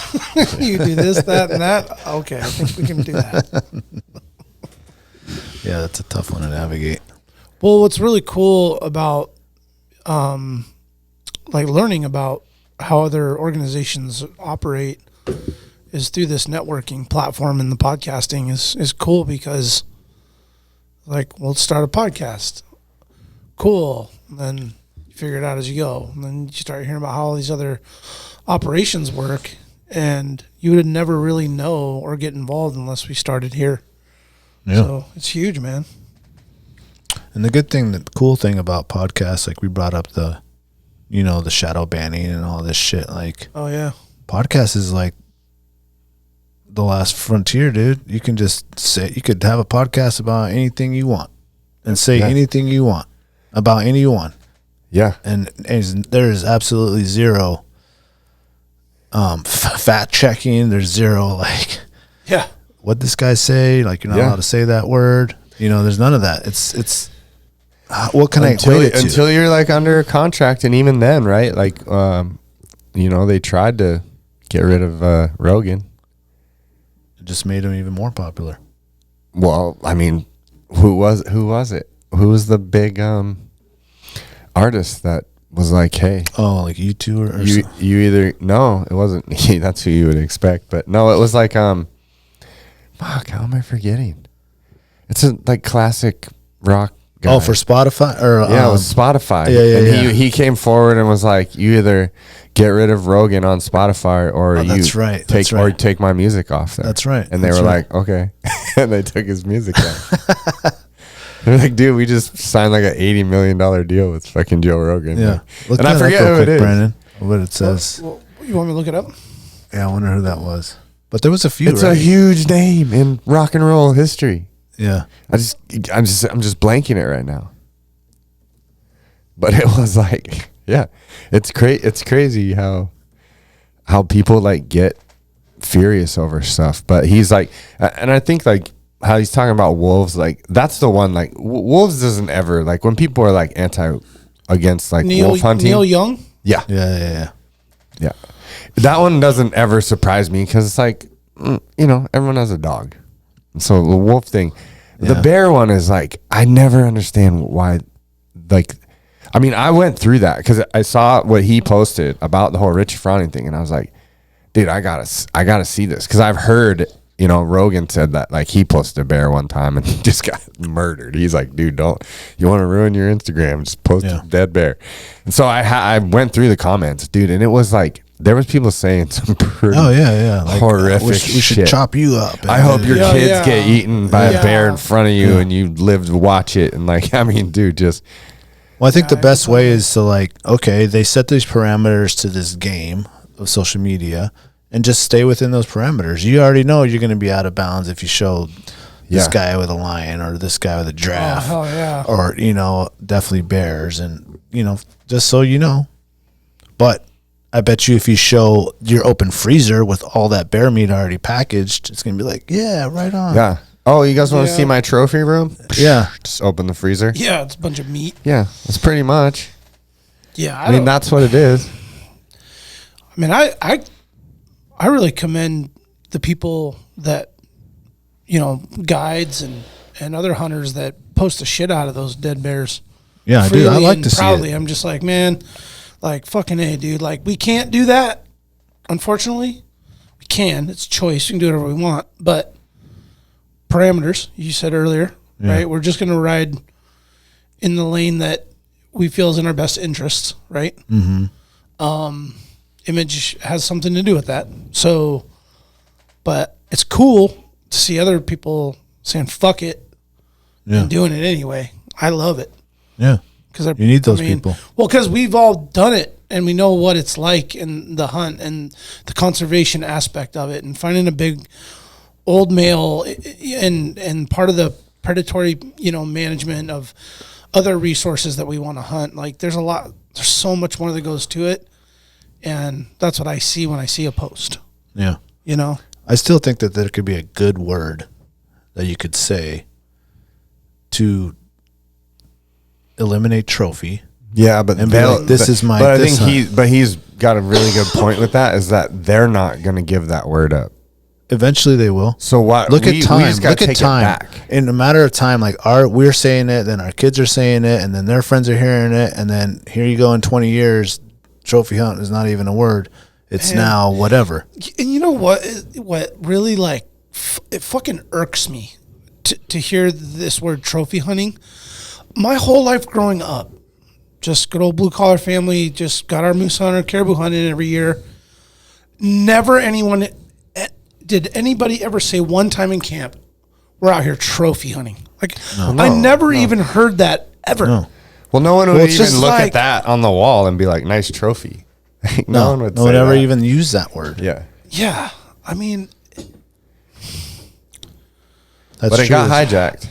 It got hijacked, just like a lot of words and things that you can and cannot say within the last 10 years. I think that's what you do. You just like, we just take the word back by like, we post our own trophy hunting pictures. And it's just and then we label it that, like trophy hunting. And then it's not a picture of that at all. What it's if like you were stuck in the side-by-side winching out. Yeah. You're the heavy backpack just soaked in sweat, dying, wanting to like just help. Changing two blown out tires on the trailer on the side of the highway. Come on, man. Like trophy hunting. Yeah. Just out here collecting horns. That's all we're doing, right? Yeah. Man. I had a thought earlier. I was listening to. I'll think of it in a second, but I was thinking like, what if we just all shot female animals? Yeah. So there was no antlers. There was no trophy specific. Well, then there wouldn't be intention. Any animals. Well, that's what I'm saying. So would you be like, want, but you were, hey, I'm shooting this cow moose for the meat. Fair, because subsistence way you would be able to do that anyway. Yeah. But what if like what if you couldn't shoot the old males? You couldn't shoot bulls. You couldn't shoot, big sheep or whatever. And you were posting pictures of those. Would you be a trophy hunter at that point? Well, he had a good fact. He had a good point that it was kind of invented with the Africa thing, which were a lot of those. There's no antlers or horns on a lion or a leopard. Well, and the other thing is you can't bring your meat home, so you're like coming home with the trophy. Yeah. Right. Yeah, that's how I got. That's 100% how I got You invented. can't bring the zebra meat home. Yeah. But what's really cool about those kills is all that meat goes to a local village, like on the spot. Like immediately goes to feed family and children and shit. So like all of it. I mean, that's what's really cool about those harvests on those animals is, man, they're definitely going, like, we still can be as guilty as anybody harvesting some meat and having a little bit of extra freeze burn in the back corner and be like, damn, man, I lost 4 or 5 pounds of meat and being wasteful, right? But I don't waste it. I just cook it, give it to the dog. Well, you know what I mean. Like, whatever that case is. I'll tell you what, my dog loves trophies. She loves trophy meat? Yeah. She'd be eyeing my stuff on the wall like, that's a big snack up there. Because we've been feeding her, like, the antlers. And now they have, like, when you go to the dog store, dude, they got so many cool, elk like, antlers. Elk, moose. You can get caribou. You can get specific as horns. you want, dude. You can get all horns. made here. Yeah. Oh, Yeah. all of it. Yeah. So I've been like, let me see if she likes this moose. Got some She likes sheep them all, horns. dude. But now I see her, like, looking up at the wall, Don't let the dude. caribou fall. I'll chat with her in the backyard. Yeah. She's Well, Brandon's dogs, my son's dog has, because he chews on I don't know, like domestic sheep horn. Yeah. And I have that deadhead horn, single horn that I have is like it's on my coffee table. Oh. So it just like sits there as like a centerpiece on the coffee table. It's just one removed Dall sheep horn that we found. Yeah. Deadhead. And she's gone for it a couple Licking times. it, sniffing it. Yeah. She's like, man, this one's way bigger than the one I got. They're just internal instincts. like, Are just like, I feel like I need a gnaw on that. But it is on the table. She I'm knows not supposed to get up there. She knows. So She many knows that. things. She's like, but I've seen her tooth it a couple times. Well, and it has a smell that Yeah. you've gotten past that she's pinging. Oh you know, yeah. they can I still can't smell a that, thing like, on it, but Just the minuscule rotten smell, they can still just like, yeah. Something in just, yeah, it's still there. She's like, I know. Little bacteria Without left. even tasting that, I know that thing is. I like to have one of those guys on that does all that because I'm curious what they must do something to them. Do they just boil them and then recoat them, like or do they taxidermist? just? No, like when you go get the snacks at like Alaska Mill and Feed or whatever, and they have like the caribou. It doesn't look like the one I brought home. You know what I mean? Like it's like how cleaned did up they- somehow. Yeah, they must treat it right. Yeah, with something, or To I don't know what it keep is. it from bacteria. Cook and it to a stuff. certain point, and then I don't know. I'm sure it's getting boiled, probably. Yeah, but it's a lot of them still have like some natural color to it, and I'm like, is that natural color or is that like they like Paint it. painted on the peanut Yeah, butter they flavor? might. And then summer's like, oh, Brown this- dye number 7. Yeah, no, but some of it's It's like, it's coated with some edible. yeah, Yeah, some of Thing. them have flavored for sure. Yeah, Yeah. it's almost like Like salmon flavored, like a flavored you know, lacquer moose thinner. moose antler. You know, it's Yeah. like, but it's a real moose antler, And it's just Well, a dude. shit, And they'd be probably. taxing if you knew, dude. I might start just cut. This is $20, bro. My buddy, This little thing like this. my buddy Jake I had a guy. Okay, lives in. so I had a guy hit me up, dude, because I was selling my trailer. Yeah. And he's like, "How much for?" And I just had like a couple caribou racks in the back, they're just in the yard. And he's like trying to buy the shit. I was like, "That's not for sale, dude." Yeah, my boy Jake hit me up when he saw that I was going on an elk hunt, and he was just like, "Hey man, if you, I know you're gonna keep your antlers, but if you find like sheds, can you bring those back?" And I was like, "Yeah, I'm pretty sure. I think there might be a rule. You might not be able to fly them in an airplane. I don't know." I was like, "I'm not sure," but he was like, "Well, if you can, dude, will you please like bring one back and like sell it to me?"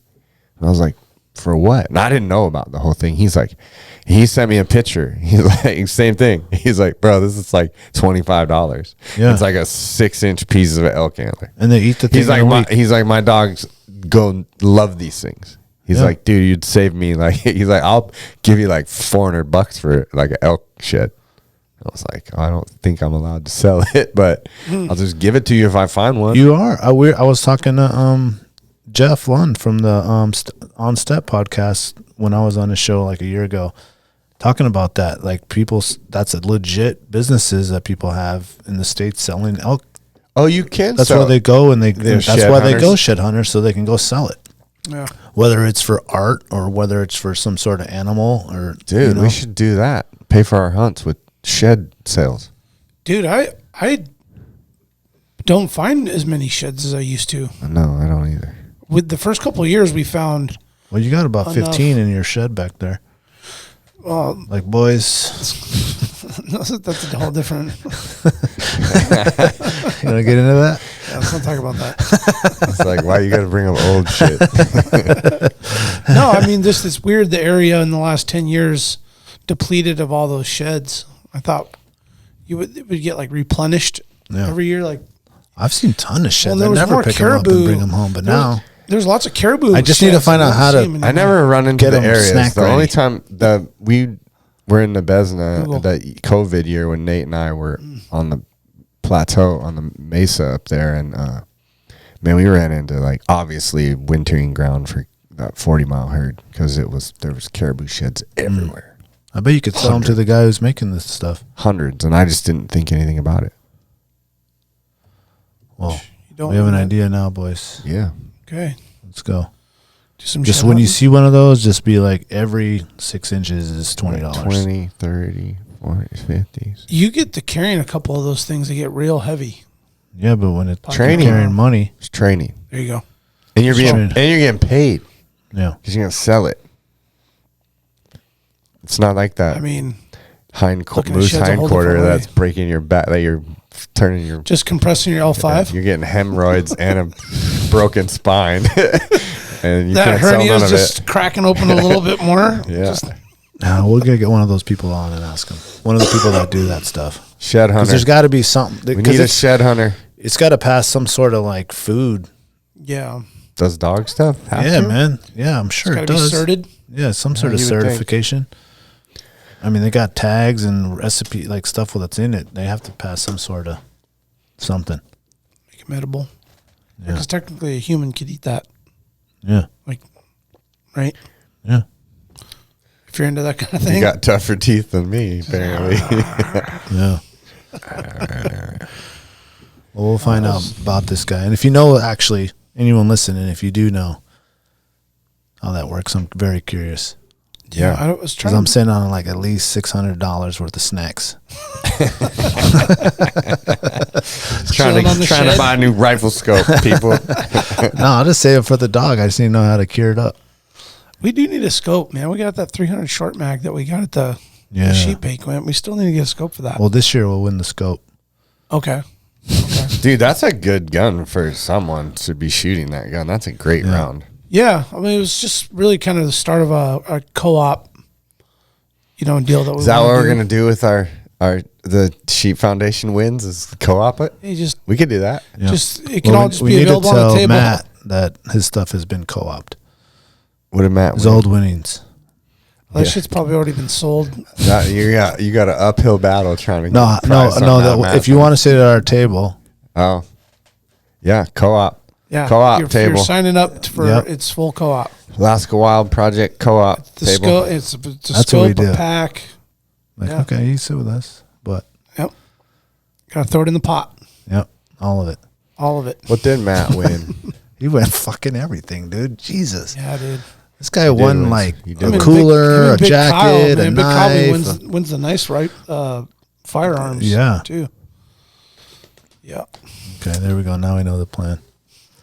We just stop That's how we're fighting gonna those roll guys. that? Yeah, Well, Kyle's gone now, so Yeah. he'll fly up for it. he probably would actually. Just He probably- shows up. he probably If would. we tell him now, he probably would. The I'll be gigantic there. joint. Yeah. Well, thank you guys for listening. Hope you enjoyed that. I know that some of the technical issues with doing that. Yeah. It's not any much better with like Zoom, and it's just the internet sucks here. And How do you kind of get around that, man? Just like full hardwired to stuff, or just better? Yeah, you Wi-Fi gotta. connections? Yeah, you gotta have a high speed. just got to fly them in Connection. like Joe Rogan does and have them sit Okay. there. Yeah, I'd like to look into that because it was. We'll work on it. We'll see Yeah. if there's something better we can do. The more we have these opportunities, Starlink, dog. just get the full Starlink. Yeah. The Starlink. studio. Yep. Good That's start. Starlink on the roof. Don't worry about Make it. this anymore. thing mobile. Sprinter van. Podcast booth. Sprinter van. anywhere in the world. Starlink. It's a good idea. Shit's gonna go on the road too, so it might not be a bad idea. Could take Starlink to Moose Camp next year and just like podcast every night. And we're back. Every night. We will actually. Day We do one. need to get Starlink. Daniel's knees Walked flared up. 6 miles today. Got monkey butt. Daniel's got. Damn. It'd be cool to have the Smoky whole butt first day. the whole thing be one podcast, but it's just like day 1, day 2, day 3, day 4, Yeah. day 5. Yep. Yeah. So it'd be a 12-day podcast, but just like 30 minutes, 10, 20 Yeah, you minutes can shorten each them. one. Yeah. Campfire. Around the All campfire. right, Starlink, here we come. Thanks, Alaska. Thank you for listening. Stay wild. You'll remember my speaking to you of what I call your overcautiousness. Are you not overcautious when you assume that you cannot do what the enemy is constantly doing? The Alaska Wild Project podcast is brought to you by the following sponsors. Barney's Sports Chalet, supplying hunters with the best hand-selected gear since 1963. The exclusive home of frontier gear built for the rugged Alaskan terrain. Your one-stop shop for all your outdoor needs. Visit Barney's today at 906 West Northern Lights. Big Rays, the Alaskan outfitter, committed to outfitting Alaskans across the state since 1947. Whether you're a recreator, parent, guide, or corporate buyer, Big Rays has the gear you need, tailored for Alaska's harsh conditions. Check out their new exclusive line of Auralic waders. Big Rays for all your outdoor gear and rugged work attire. BigRays.com. Tailored Restoration 24-hour emergency home services, helping Alaskans restore their dreams since 1972. Services include fire, water, mold, post-emergency cleaning, repair, and remodeling. Give them a call in Anchorage, Eagle River, Matsu, or Fairbanks. Hit them up at tailoredrestorationalaska.com. Total Truck and Alaska Overlander, Alaska's premier supplier for custom automotive accessories and overlanding products, providing all-inclusive rental vehicles and trailers custom outfitted to explore the Alaskan backcountry with a unique and convenient traveling experience. TheTreehouseAK.com, located at 341 Boniface Parkway, Alaska's own and grown cannabis and CBD store. Ask the bud tender what the strain of the day is to get your 10% off. The Treehouse, where the culture lives. AKO Farms, located in Sitka, Alaska, built from the ground up with concentrates as their single motivation, with exclusive products such as their sugar wax, full spectrum diamond sauce carts, and more. Ask your local bud tender about AKO. Marijuana has intoxicating effects and may be habit-forming and addictive. Marijuana impairs concentration, coordination, and judgment. Do not operate a vehicle or machinery under the influence. There are health risks associated with consumption of marijuana. For the use of only by adults 21 and older. Keep out of the reach of children, and marijuana should not be used by women who are pregnant or breastfeeding. The Bait Shack, located on Ship Creek upstream of the bridge. Can't miss the bright red shack. They are the go-to fishing gear rental and guide service on Ship Creek. Tight lines and fish on. Come hook into the action with them. Hit them up at thebaitshackak.com. Lawn Pro AK, Alaska's year-round professional property maintenance team. Services include weekly lawn care, custom landscaping, fertilizing, weed control, turf repair, and more. Schedule your free estimate at lawnproak.com. Alaska's OG cider company, Double Shovel, crafting gluten-free colonial-style ciders, founded as a healthier, non-inflammatory brew option. Drop by their Pop and Tap room in Anchorage off of 58th and Arctic, or visit the second location in Kodiak. Double Shovel, award-winning ciders. The Alaska chapter of Backcountry Hunters and Anglers. BHA is the voice of our Alaskan public lands, waters, and wildlife. Their goal is to uphold our hunting and fishing legacy while keeping our public lands wild. Stand up today and join BHA at backcountryhunters.org. Alaska Mining and Diving Supply, located in Anchorage, is our go-to for powder sleds and utility rigs. Whether you're in the mountains with the flat bill bros, running trap lines, or hauling freight, they have the selection to get you dialed from peaks to the valleys. Find them on Commercial Drive or akmining.com. Should you not claim to be at least his equal in prowess and act upon the claim? I say try. If we never try, we shall never succeed. This proposition is a simple truth, and it's too important to be lost sight of for a moment. If we cannot beat the enemy where he now is, we never can. It is all easy if our troops march as well as the enemy, and it is unmanly to say they cannot do it.